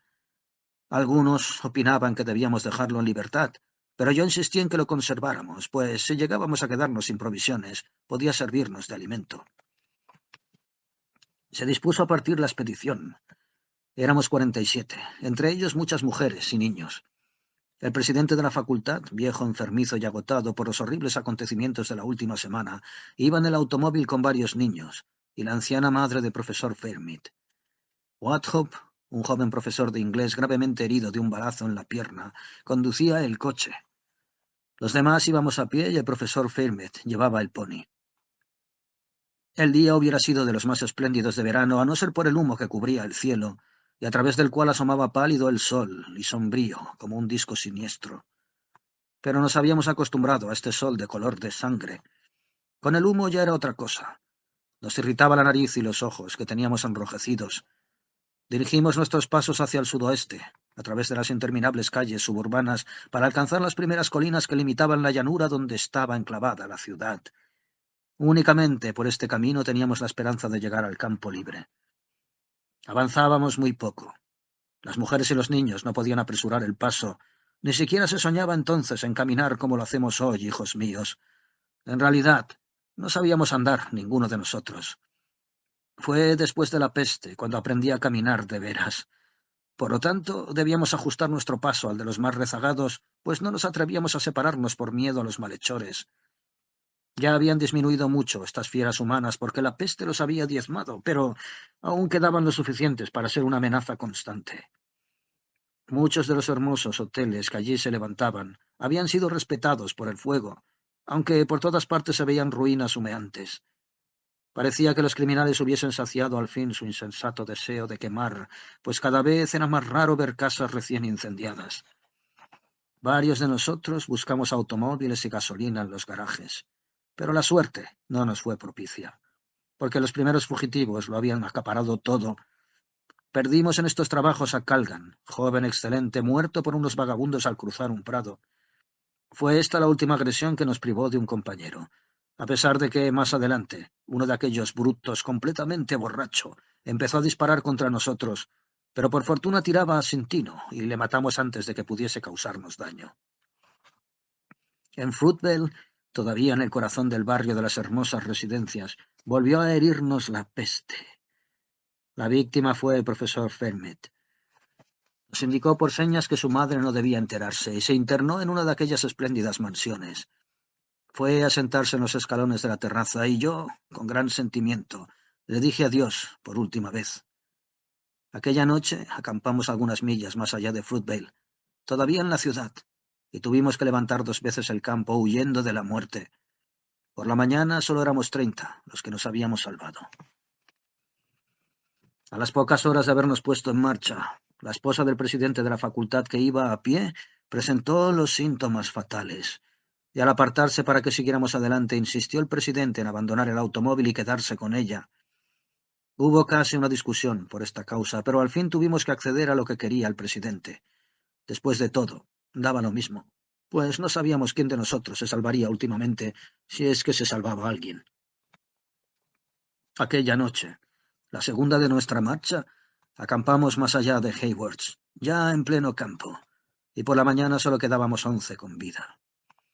Wathope, el profesor herido en la pierna, se había escapado con el automóvil, llevando consigo a su madre, a sus hermanas y la mayor parte de nuestras provisiones.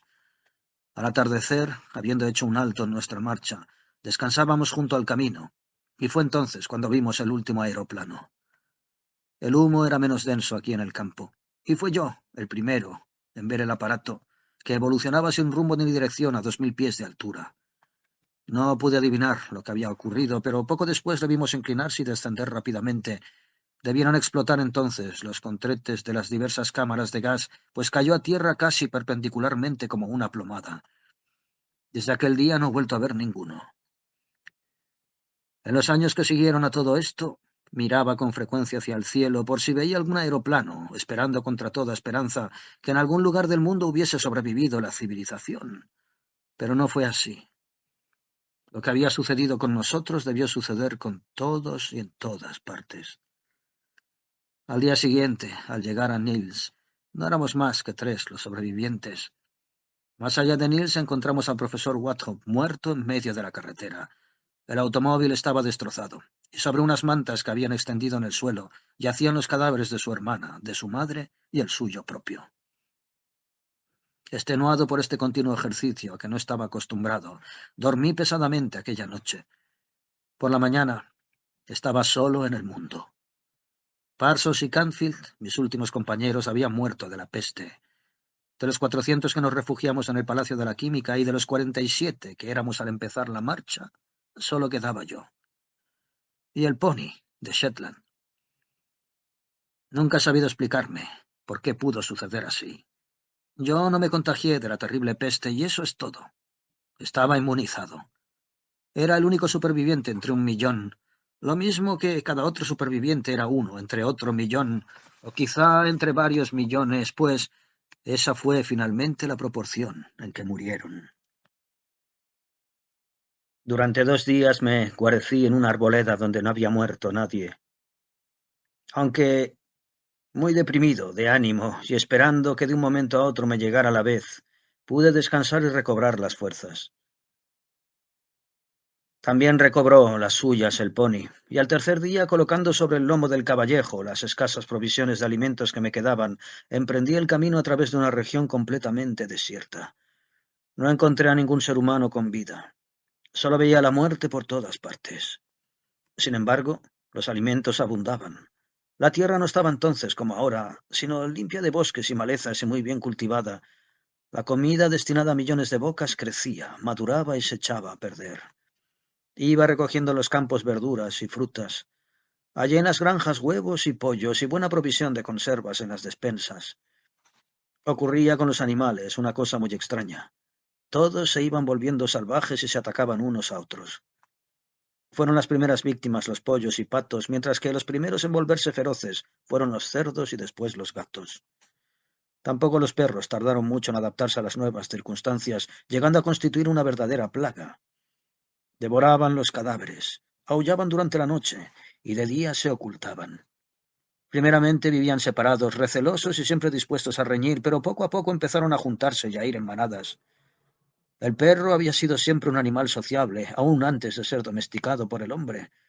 En los últimos tiempos que precedieron a la peste, había muchas variedades de ellos, unos sin lanas y otros con abundante pelaje, unos pequeños, tan pequeños que apenas hubieran constituido un bocado para otros del tamaño de leones, y ocurrió que todos los perros pequeños y débiles fueron exterminados por los demás, y después los muy grandes, no pudiendo acostumbrarse a la vida salvaje, acabaron por extinguirse. Desaparecieron pues las diferentes razas, y solo quedaron viviendo en manadas los perros lobos que ahora conocéis. Pero los gatos no van en manadas, abuelo, advirtió Juju. El gato nunca fue un animal sociable. Como dijo un escritor del siglo XIX, el gato pasea consigo mismo. Siempre ha ido solo. Antes de ser domesticado por el hombre, después de tantas centurias de domesticidad, y ahora en que ha vuelto a su estado primitivo. Los caballos también se volvieron cerriles, y todas las buenas razas degeneraron en el pequeño caballo salvaje que conocemos hoy. Asimismo, las vacas volviéronse bravas, como se volvieron silvestres las palomas y ariscas las ovejas. Ya sabéis que sobrevivieron algunas gallináceas, sin embargo, la gallina de hoy es completamente distinta de la de nuestros tiempos. Pero volvamos a mi historia. Atravesé, como he dicho, una región desierta, y a medida que transcurría el tiempo aumentaban mis deseos de encontrarme con seres humanos, pero no veía a nadie, y cada vez me sentía más abandonado. Crucé el valle de Livermore, atravesando las montañas que lo separan del gran valle de San Joaquín. Vosotros no lo conocéis, es muy extenso, y en él viven los caballos cerriles, reunidos en grandes manadas que suman muchos cientos de miles. Os figuráis que aquí en el litoral hay muchos caballos, pero esto no es nada comparado con lo de San Joaquín. Las vacas, al volver a su estado salvaje, se refugiaron en las montañas más retiradas, donde evidentemente podían defenderse mejor. Los merodeadores no debieron llegar hasta los distritos del interior, porque encontré muchos pueblos y ciudades que se habían librado del fuego.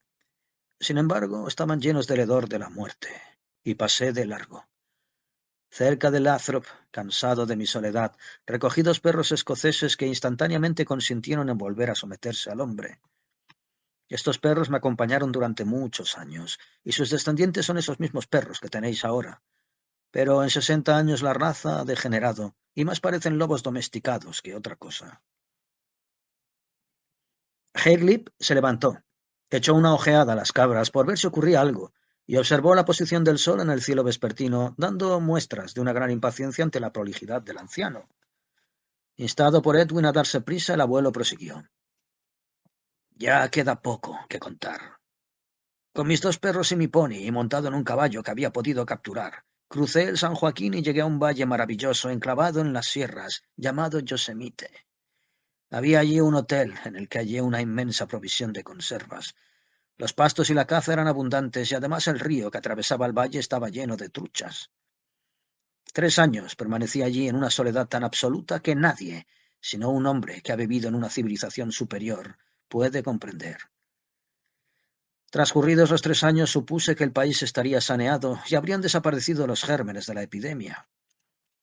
Partí de nuevo con mi caballo, mis perros y mi pony. Volví a pasar por el valle de San Joaquín, crucé las montañas y bajé al valle de Livermore. El cambio operado durante los 3 años era verdaderamente asombroso. Apenas sí reconocí aquellas tierras, antes también cultivadas y ahora invadidas por la ola de vegetación bravía que había cubierto las labores agrícolas del hombre. Antes de la peste, el trigo, las hortalizas y los frutales, siempre muy bien cuidados, eran suaves y tiernos, mientras que al contrario, las malas hierbas y las malezas, siempre combatidas, se habían hecho duras y resistentes. Como consecuencia de ello, al faltar la mano del hombre, la vegetación silvestre ahogó materialmente a la vegetación domesticada. Los coyotes habían aumentado extraordinariamente, y fue entonces cuando encontré lobos por primera vez, bajando de 2 en 2 y de 3 en 3, o en pequeños grupos de las regiones donde siempre habían habitado. En el lago Temescal, no lejos de lo que en otro tiempo fue la ciudad de Duckland, di con la primera vivienda de seres humanos. Oh, hijos míos, ¿cómo describiros mi emoción cuando montado en mi caballo bajaba al lado por la ladera de la colina? A través de los árboles vi el humo de una hoguera. El corazón casi dejó de latirme. Creí que me volvía loco al oír llorar a un niño, a un niño.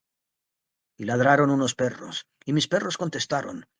Como había supuesto hasta entonces que era el único superviviente después de la peste, no podía esperar que allí hubiese otro hombre, y con ellos humo y el llanto de un niño. Pero a unas 100 yardas de distancia, como si hubiese surgido del lago, vi a un hombre corpulento. Hallábase sentado en lo más saliente de una roca y pescaba. Me quedé sobrecogido al verle.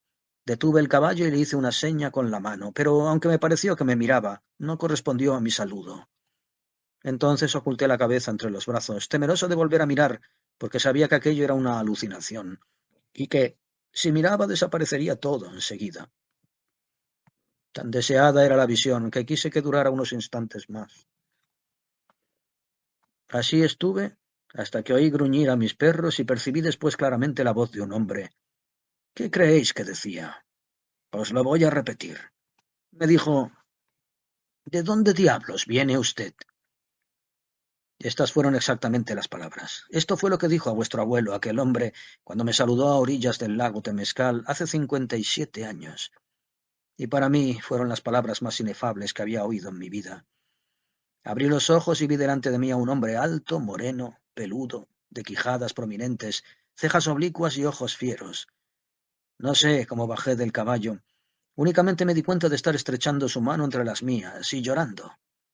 Hubiese querido abrazarle, pero era un hombre desconfiado y se apartó de mí. No obstante, yo no soltaba su mano y seguía llorando. El abuelo titubeó al llegar a este punto del relato. Se le quebró la voz y por sus mejillas corrieron lágrimas, mientras que los chicos se mofaban de él. Sin embargo, prosiguió contando. Deseaba abrazarle, pero el chofer era un bruto, un perfecto bruto, el hombre más odioso que jamás he conocido. Su nombre era raro. Lo he olvidado. Todos le llamaban chofer, que era el nombre de su oficio, y este es el que ha perdurado. Por esto la tribu que fundó se llama la tribu de los chofers. Era violento e injusto. Nunca he podido explicarme por qué le perdonarían los gérmenes de la peste. A despecho de nuestras viejas nociones acerca de la justicia absoluta, creeríamos que no hay justicia en el universo. ¿Por qué viviría aquel monstruo, borrón de la naturaleza, ser sin escrúpulos, inicuo y bestial? No sabía hablar sino de automóviles, maquinaria, gasolina y garajes, y especialmente con gran deleite suyo de sus raterías y sus estafas a las personas que le habían empleado antes de la peste. Y con todo, vivía este bruto, mientras cientos de millones, digo billones de hombres mucho mejores que él, habían desaparecido. Fui con él a su campamento y allí encontré a Vesta, la única mujer. Aquello era admirable y lastimoso. Allí estaba Vesta Van Varden, la joven esposa de John Van Varden, vestida de andrajos, con las manos cubiertas de cicatrices, inclinada sobre el fuego y efectuando los trabajos más humillantes. Ella, nacida de la familia más noble y más poderosa que jamás se conociera, John Van Varden, su esposo, con una fortuna de 1.800.000.000 y presidente de la Junta de Magnates de la Industria, había sido el amo de América. Además, formando parte del Comité Internacional del Gobierno, fue uno de los 7 hombres que rigieron el mundo. Ella, por su parte, procedía de un linaje igualmente noble. Su padre, Philip Saxon, al morir, era presidente de la Junta de Magnates de la Industria. Esta jerarquía estaba en vías de hacerse hereditaria, y si Philip Saxon hubiese tenido un hijo, él le hubiera sucedido en su cargo, pero solo tenía a Vesta, la flor más perfecta de las generaciones de elevada cultura que había producido este planeta. Hasta que no se hubieran prometido Vesta y Van Varden, Saxon no señaló a este como su sucesor. Estoy seguro de que fue una boda política. Tengo mis razones para creer que Vesta no quiso nunca a su esposo con la locura apasionada que solían cantar los poetas. Parecía más bien uno de esos matrimonios que se efectuaban ante las antiguas testas coronadas antes de que las destituyeran los magnates. Y ahora estaba preparando un guiso de pescado en una olla cubierta de carbonilla y con sus hermosos ojos inflamados por el humo del fuego. Era bien triste su historia. Había sobrevivido entre 1.000.000, lo mismo que yo y que el chofer. Van Barden había construido sobre una eminencia de las colinas de la Alameda, que dominaba la bahía de San Francisco, una residencia de verano. Estaba rodeada de un parque de 1000 acres, y cuando estalló la peste, Van Barden la mandó allí. Centinelas armados custodiaban los límites del parque y no entraba nada, ni alimentos, ni siquiera el correo que no fuese previamente fumigado. Y con todo, la peste entró matando a los centinelas en sus puestos, a los criados en sus ocupaciones, exterminando a todo el ejército de servidores y finalmente a cuantos no habían huido para ir a morir a cualquier otra parte. Así fue como Vesta se encontró siendo la única persona viva en aquel palacio, que se había convertido en un cementerio. El chofer era uno de los criados que habían huido al declararse la peste, y cuando regresó 2 meses después, descubrió a Vesta en un pequeño pabellón donde nadie había muerto y donde ella se había instalado. El chofer era un bruto. Vesta se asustó al verle y corrió enseguida a esconderse entre los árboles. Aquella misma noche huyó hacia la montaña, pero sus delicados pies no conocían el roce de las piedras ni los rasguños de las zarzas, y él la siguió y pudo alcanzarla sin esfuerzo alguno. La apaleó, ¿comprendéis? Le pegó con aquellos puños terribles y la hizo su esclava. Ella era quien debía buscar la leña para el fuego, encenderlo, guisar y hacer todos los trabajos más degradantes. La obligaba a esto, mientras que él, como un verdadero salvaje, se tumbaba en el suelo para mirar cómo trabajaba. No hacía nada, absolutamente nada, excepto cazar y pescar. Bien por el chofer, comentó en voz baja Hairlip. Era un alcornoque, pero hacía muchas cosas y todo iba adelante. Era un valiente. A nosotros nos hacía estar de pie en derredor suyo. Hasta cuando se hallaban las últimas, me cogió una vez y me abrió la cabeza con aquel bastón tan largo que llevaba siempre consigo. Hairlip se rascaba la cabeza al recordar lo ocurrido, y los muchachos se volvieron hacia el abuelo que, habiéndose quedado extasiado, murmuraba algo acerca de la Vesta, la mujer del fundador de la tribu de los chofers. Por eso os digo que no podéis comprender el horror de aquella situación. El chofer era un criado, ¿entendéis? Un criado. Y tenía que humillar la cabeza ante seres como Vesta, que por su nacimiento y por su matrimonio era una verdadera aristócrata. En su mano sonrosada tenía ella los destinos de millones de hombres como aquel. Antes de la epidemia, el más ligero contacto con un tipo semejante hubiera sido una profanación. Oh, esto lo he visto yo. Recuerdo que Mistress Goldwyn, esposa de uno de los grandes magnates, fue al embarcadero y en el momento de montar en su dirigible se le cayó la sombrilla. Un criado cometió el error de entregársela directamente a ella, a una de las más grandes damas del mundo. Se hizo atrás, Mistress Goldwyn, como si se le hubiese aproximado un leproso, e indicó a su secretario que recibiese la sombrilla y al mismo tiempo dio orden para que aquel criado abandonara inmediatamente su servicio. Esta Van Barden era una mujer de esta clase, y a ella es a quien apaleó el chofer y convirtió en su esclava. Bill. Eso es, Bill el chofer, así se llamaba. Era un salvaje de los peores instintos, y no era justo que le tocase en suerte una maravilla de mujer como Vesta Van Barden. Vosotros, hijos míos, nunca comprenderéis la gravedad de todo esto, porque vosotros también sois unos pequeños salvajes que desconocéis en absoluto todo lo que no sea la barbarie actual. ¿Por qué no pudo haber sido mía, Vesta? Yo era un hombre culto y refinado, un profesor de universidad. A pesar de esto, antes de la peste era tan elevada su posición que no se hubiese dignado enterarse de que yo existía. Fijaos en qué abismo se hundió aquella dama al caer en las manos del chofer. Únicamente la destrucción de toda la humanidad hizo posible que yo la conociera, que estrechase su mano. Ay, y la amase sabiendo que no era indiferente a mi cariño. Tengo mis razones para creer que aun siendo quien era hubiese llegado a amarme, al no haber otro hombre en el mundo, excepción hecha del chofer. ¿Por qué la peste, que mató a 8 billones de seres, no mató a uno más, y no ser este el chofer?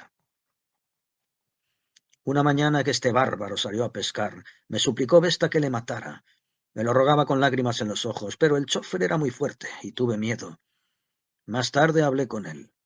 Le ofrecí mi caballo, mi pony, mis perros y todo cuanto poseía si me daba a Vesta. Él acercó su cara a la mía, rechinando los dientes y haciendo un gesto negativo. Me dijo, lleno de insolencia, que en otros tiempos había sido su criado, que le habían pisoteado gentes como ella y como yo, y que ahora la dama más encopetada del país le servía la comida y cuidaba de sus rapaces. Vosotros lo pasabais bien antes de la peste, afirmó. Pero ahora me toca a mí, y he de darme una vida excelente. Por nada del mundo quisiera volver a aquellos tiempos. Eso es lo que dijo, pero con estas mismas palabras, pues era un hombre muy ordinario y de sus labios solo salían expresiones soeces. Añadió además que si me sorprendía haciendo carantoñas a su mujer, me retorcería el pescuezo y a ella le daría una paliza. ¿Qué podía yo hacer? Estaba realmente asustado. Era tan salvaje. La noche en que llegué al campamento departimos agradablemente. Vesta y yo, de cosas de nuestro mundo desaparecido, estuvimos hablando. Hablamos de arte, de libros, de poesía, y el chofer nos escuchaba refunfuñando y mofándose de nosotros. Le fastidiaba esta conversación que no comprendía, y sin poder contenerse me dijo: «Vea, profesor Smith, esta Vesta Van Barden, que fue esposa del magnate, esta buena moza es ahora mi mujer. Profesor, ¿cómo han cambiado los tiempos? Tú, Vesta, quítame las sandalias. Quiero mostrarle al profesor Smith lo bien que te he amaestrado». Vi cómo ella apretaba los dientes y cómo brillaban sus ojos en un momento de rebelión, pero el chófer brutalmente levantó el puño, dispuesto a pegarle. El miedo paralizó mi corazón. Yo no podía luchar con aquel bárbaro y por lo tanto me levanté para salir y no ser testigo de tanta iniquidad. El chófer, riéndose, me amenazó con una paliza si no me quedaba, y yo, sentado allí por la fuerza, vi a Vesta Van Barden arrodillarse y descalzar aquella bestia humana, peluda y simiesca, que se permitía mofarse de nosotros. Oh, vosotros no lo comprendéis, hijos míos. Nunca habéis conocido otra cosa y no comprendéis. Hay que apretar la soga de cuando en cuando, decía el chófer mientras ella ejecutaba aquel repugnante oficio. A veces se pone algo tonta, profesor, algo tonta. Pero un puñetazo en las quijadas la vuelve más mansa y humilde que un cordero. Poco después, dijo: «Deberíamos repoblar la tierra, doctor. Usted está en buenas condiciones, pero no tiene mujer. Nosotros no somos partidarios de un arreglo al estilo de los jardines del Edén, y sin embargo, como no soy orgulloso, le diré a usted una cosa». Señaló a su hijita que apenas contaba un año. «He aquí a su esposa, doctor, aunque tendrá que esperar a que crezca. Es muy rica, ¿verdad? Aquí todos somos iguales, aunque yo sea el mayor sapo de Cenegal, pero no me desdigo, no. Le hago este honor, profesor Smith, el más grande honor al desposarse con esta hija mía y de Vesta Van Barden. Pero ¿no es una verdadera lástima que Van Barden no esté aquí para verlo? Las 3 semanas que estuve en el campamento del chofer fueron para mí un tormento infinito. Y un día, cansado de mi presencia o de lo que él creía, mis perversas intenciones hacia Vesta, me dijo que el año anterior, caminando por las colinas de Contracosta, en dirección a los desfiladeros de Carquínez, había visto salir humo de dichos desfiladeros. Esto significaba que allí había otros seres humanos, y me indicó que debía trasladarme allí para comprobar estos informes preciosos e inestimables. Partí inmediatamente con mis perros y caballos, y por las colinas de Contracosta me dirigí hacia los desfiladeros. No vi humo por aquel lado, pero en Port Costa descubrí una pequeña embarcación en la que podía viajar con mis animales. Encontré un trozo de lona vieja que me sirvió de vela, y afortunadamente un airecillo del sur me empujó a través de los desfiladeros hacia las ruinas de Vallejo. Al llegar allí, ya en los suburbios de la ciudad, hallé señales de un campamento recién abandonado. Un montón de conchas de molusco indicaba qué era lo que había traído a aquellos hombres a la playa de la bahía. Era la tribu de los Santa Rosan, y yo seguí sus huellas a lo largo de la antigua vía férrea que, atravesando las lagunas saladas, va directamente al valle de Sonoma. Allí les di alcance en el antiguo ladrillal de Glen Ellen. Sumaban entre todos 18 almas. Había dos ancianos, uno de los cuales era Jones, el banquero, y el otro Harrison, un prestamista retirado que había tomado por esposa a la encargada del manicomio del estado de Napa. Entre los habitantes de Napa y de todos los pueblos de aquel valle rico y populoso, ella era la única que logró salvarse. Había además 3 hombres jóvenes, Cardiff y Hale, que eran labriegos, y Wainwright, un jornalero vulgar. Los 3 se habían casado. A Hale, hombre rudo e inculto, le había tocado en suerte Isidora, la mejor de todas las mujeres que se habían salvado de la peste después de Vesta. Era una de las cantantes más notables del mundo, y la peste la había sorprendido en San Francisco. Estuve hablando con ella durante varias horas y me contó todas sus aventuras refiriéndome que, habiéndola al fin socorrido, Hale en el Mendocino Forest Reserve, no le había quedado más remedio que consentir en ser su esposa. Pero Hale era un buen sujeto, a pesar de su falta de instrucción. Tenía el sentimiento de la justicia y era muy correcto en su trato, por lo cual Isidora era más feliz con él que Vesta con el chofer. Las esposas de Cardiff y Wainwright eran mujeres vulgares, de constitución robusta y acostumbradas al trabajo, tipos apropiados a la nueva vida salvaje que se veían obligadas a llevar. Además había dos adultos, dos idiotas del sanatorio de Elbridge y 5 o 6 niños pequeños nacidos después de la formación de la tribu de Santa Rosa. También estaba allí Berta, que a pesar de las burlas de su padre, Herlip, era una buena mujer. Me casé con ella y fue la madre de tu padre. Edwin. Y del tuyo, Juju, que nuestra hija Vera se casó con tu padre, Herlip, que era Shandow, el hijo mayor de Vesta Van Barden y el chofer. Así llegué a ser el 19º miembro de la tribu de Santa Rosa. Después solo se agregaron 2 forasteros más, uno de ellos, Mungerson, descendiente de los magnates, quien antes de dirigirse hacia el sur y reunirse con nosotros anduvo solo y errante por los desiertos del norte de California. Él fue quien tuvo que esperar 12 años para casarse con mi hija Mary, y el otro se llamaba Johnson, y fue el fundador de la tribu de Utah. De Utah procedía él, un país que está muy lejos de aquí, hacia el este, al otro lado de los grandes desiertos. Johnson no llegó a California hasta 27 años después de la peste, y según dijo, en toda aquella región de Utah solo se habían salvado 3 personas, y todos ellos hombres. Estos 3 hombres vivieron y cazaron juntos por espacio de muchos años, hasta que al fin, desesperados, temiendo que con ellos desapareciera por completo el linaje humano, se encaminaron hacia el oeste, a ver si en California encontraban alguna mujer que hubiese sobrevivido a la catástrofe. Solo Johnson consiguió atravesar el gran desierto, en el que perecieron sus 2 compañeros. Cuando se reunió con nosotros tenía 47 años y se casó con la 4ª hija de Isidora y Hale. Su hijo mayor se casó con su tía, Hairlip, que era la 3ª hija de Vesta, y el chofer, Johnson, era un hombre fuerte y decidido, que se separó de los Santa Rosa y formó, como hemos dicho, la tribu de Utah en San José. Una tribu pequeña compuesta solo de 9 individuos, pero aún después de la muerte de Johnson, es tal su influencia y la fuerza de su raza que llegará a formarse una tribu poderosa y representará uno de los principales papeles en la nueva civilización del mundo. Solo hay 2 tribus más que conozcamos, la de los Ángeles y la de los Carmelitas. Esta última la fundó un descendiente de los antiguos mexicanos llamado López. Era vaquero en los ranchos del otro lado del Carmelo y su mujer servía como doncella en el Gran Hotel. Esto sucedió 7 años antes de que nos pusiéramos en contacto con los de Los Ángeles. Ahora ocupan una región muy buena, allá abajo, aunque demasiado cálida.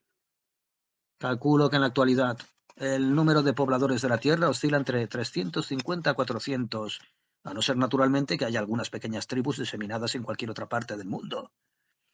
Si es así, nada sabemos de ellos. Hasta que Johnson no llegó de Utah cruzando el desierto, nada sabíamos del este ni de ningún otro sitio. La humanidad, tan numerosa durante mi infancia y mi primera juventud, ha desaparecido. Yo soy el último de los que vivieron en los días de la peste y que conoce las maravillas de aquellos tiempos lejanos. Nosotros que dominamos el planeta, la tierra, los mares y el aire, y que éramos semejantes a los dioses, vivimos ahora en un estado de salvajismo primitivo a lo largo de los ríos en esta región de California. Pero estamos aumentando rápidamente. Tu hermana, Hairlip, ya tiene 4 hijos, y no solo aumentamos en número, sino que nos preparamos para remontar de nuevo hacia la civilización. Día vendrá en que la densidad de población nos obligará a emigrar, y podemos esperar que 100 generaciones más adelante nuestros descendientes crucen las sierras y se extiendan poco a poco, de generación en generación, por el gran continente para colonizar el este, cual nueva expedicionaria alrededor del mundo. Pero esto será lento, muy lento. Hemos de ascender tanto. Es tanto lo que hemos bajado. Si al menos hubiese salvado algún físico o algún químico, pero no ha sido así, y lo hemos olvidado todo. El chofer comenzó a hacer algunos trabajos de herrería. Construyó la fragua que usamos ahora, pero era un haragán, y al morir se llevó con él todo lo que sabía acerca de mecánica y de los metales. ¿Qué podía saber yo de tales cosas? Yo era un literato clásico y no un químico. Los otros hombres que sobrevivieron no estaban educados. Otras dos cosas realizó además el chofer: la preparación de bebidas fuertes y el cultivo del tabaco. Un día, estando ebrio, mató a Vesta. Tengo el convencimiento de que la mató en el paroxismo de la crueldad propia de la embriaguez, aunque él aseguró siempre que había caído en el lago y se había ahogado. Y ahora, hijos míos, dejad que os prevenga contra esos charlatanes llamados curanderos. Ellos se titulan doctores, parodiando lo que en otros tiempos fue noble profesión, pero en realidad son unos diablos de curanderos, que fomentan la superstición y el oscurantismo. Son unos embusteros todos, pero estamos tan envilecidos que creemos en sus mentiras. También se irán multiplicando según aumentemos nosotros, y se esforzarán por dominarnos a pesar de ser unos farsantes. Fijaos en el joven Cross Eyes, que se presenta como doctor vendiendo talismanes contra toda enfermedad, garantizando buenas cacerías y excelente tiempo a cambio de carne y pieles, enviando el bastón de la muerte a cuantos le temen y realizando 1000 abominaciones. Os aseguro que miente, a pesar de cuanto diga. Yo, el profesor Smith, afirmo que miente. Esto se lo he dicho en su propia cara, y no me ha enviado el bastón de la muerte. ¿Sabéis por qué? Porque sabe que conmigo sería ineficaz. Pero vosotros, Hairlip, estáis tan profundamente sumidos en la negra superstición, que si esta noche os despertarais y vierais a vuestro lado ese bastón de la muerte, os moriríais con toda seguridad. Y moriríais no a causa de las virtudes de ese bastón, que no tiene ninguna, sino porque sois unos salvajes, con la oscura inteligencia de los salvajes. Esos falsos doctores deben desaparecer, y todo lo perdido hay que volver a descubrirlo. Por este motivo insisto en repetir ciertas cosas que debéis recordar y luego decir a vuestros hijos. Tenéis que decirles que cuando el agua se calienta por medio del fuego, se convierte en una cosa maravillosa llamada vapor, más fuerte que 1000 hombres, y que puede sustituir todo el trabajo del hombre. Hay también otras cosas muy útiles. En el rayo reside una fuerza parecida, puesta al servicio del hombre. Antiguamente ya fue su esclava y vendrá día en que lo volverá a ser. Otra cosa admirable es el alfabeto. Permite conocer el significado de los escritos, en tanto que vosotros, muchachos, solo conocéis la representación simbólica. En aquella cueva de la Telegraph Hill, donde me veis a menudo cuando la tribu está junto al mar, he almacenado muchos libros que contienen gran sabiduría. Junto a ellos he colocado una clave del alfabeto para que quien conozca la escritura simbólica pueda leerla impresa. Algún día volverán a leer los hombres, y entonces se sigue intacta mi cueva. Sabrá que en estos tiempos vivió el profesor James Howard Smith, y que guardó para ellos la sabiduría de los antiguos. Hay también otro legado que los hombres descubrirán inevitablemente. Es la pólvora. Esto era lo que nos permitía matar a grandes distancias. Cuando ciertas cosas que se encuentran en la tierra se combinen en las debidas proporciones, se convertirán en pólvora. He olvidado ya los nombres de las cosas, o mejor dicho, nunca los he sabido, pero quisiera conocerlos, porque entonces haría pólvora y mataría a Cross Eyes, librando al país de la superstición. Cuando sea hombre, dijo Juju, daré a Cross Eyes cabras, carne, pieles y cuanto pueda obtener para que me enseñe a ser doctor. Y cuando lo sea, haré que todo el mundo me acate. Asombrado, el anciano murmuró: me extraña mucho oír vestigios de la complicada lengua aria en labios de un pequeño salvaje vestido de pieles. El mundo está revuelto desde la peste escarlata. Pues yo digo, dijo Hairlip al futuro curandero, te pagaré para que envíes el bastón de la muerte, pero si no produce efecto te lo estamparé en la cabeza. ¿Comprendes, Juju? ¿Comprendes? Yo voy a pedir al abuelo que procure recordar la composición de la pólvora, dijo Edwin, y entonces os haré correr a todos. Tú cazarás para mí, Hairlip, y me procurarás carne. Y tú, Juju, enviarás el bastón de la muerte a quien yo te diga para atemorizar a todos. Y si cojo a Hairlip queriendo estampártelo en la cabeza, le dejarán el sitio valiéndome de la pólvora. El abuelo no es tan tonto como os figuráis. Por eso voy a escuchar lo que dice, y algún día seré superior a vosotros. El viejo, moviendo la cabeza tristemente, dijo: la pólvora vendrá. Nada puede detener a la historia, que se repite indefinidamente. Aumentarán los hombres y entonces la humanidad tendrá que comenzar de nuevo sus luchas. La pólvora permitirá que pueda matar el hombre a millones de semejantes, y sólo así, mediante el fuego y la sangre, se desarrollará una nueva civilización en un porvenir muy remoto. ¿Cuál será su utilidad entonces? Lo mismo que pasó la antigua civilización, pasará también la futura. Tardará 50.000 años en surgir, pero pasará irremisiblemente. Todo pasa. Lo único que perdura es la fuerza cósmica y la materia, siempre en estado de fusión, siempre accionando y reaccionando y produciendo eternamente las mismas figuras, el sacerdote, el soldado y el rey. De la boca de los niños sale la sabiduría de todas las edades. Unos combatirán, otros dominarán y otros orarán. Los demás trabajarán y sufrirán.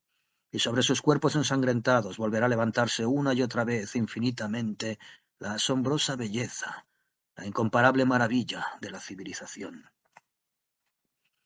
Lo mismo daría que yo destruyese los libros que guardo en la cueva, pues tanto si quedan como si desaparecen, se descubrirán las antiguas verdades que contienen, y subsistirán y se transmitirán todas sus mentiras.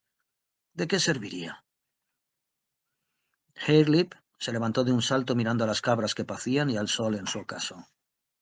Vamos, dijo a Edwin, este viejo se pone más pesado cada día, vámonos. En tanto que los otros dos muchachos, ayudados de los perros, reunían las cabras y se dirigían con ellas por el sendero del bosque, Edwin se quedó con el anciano y le guió en la misma dirección.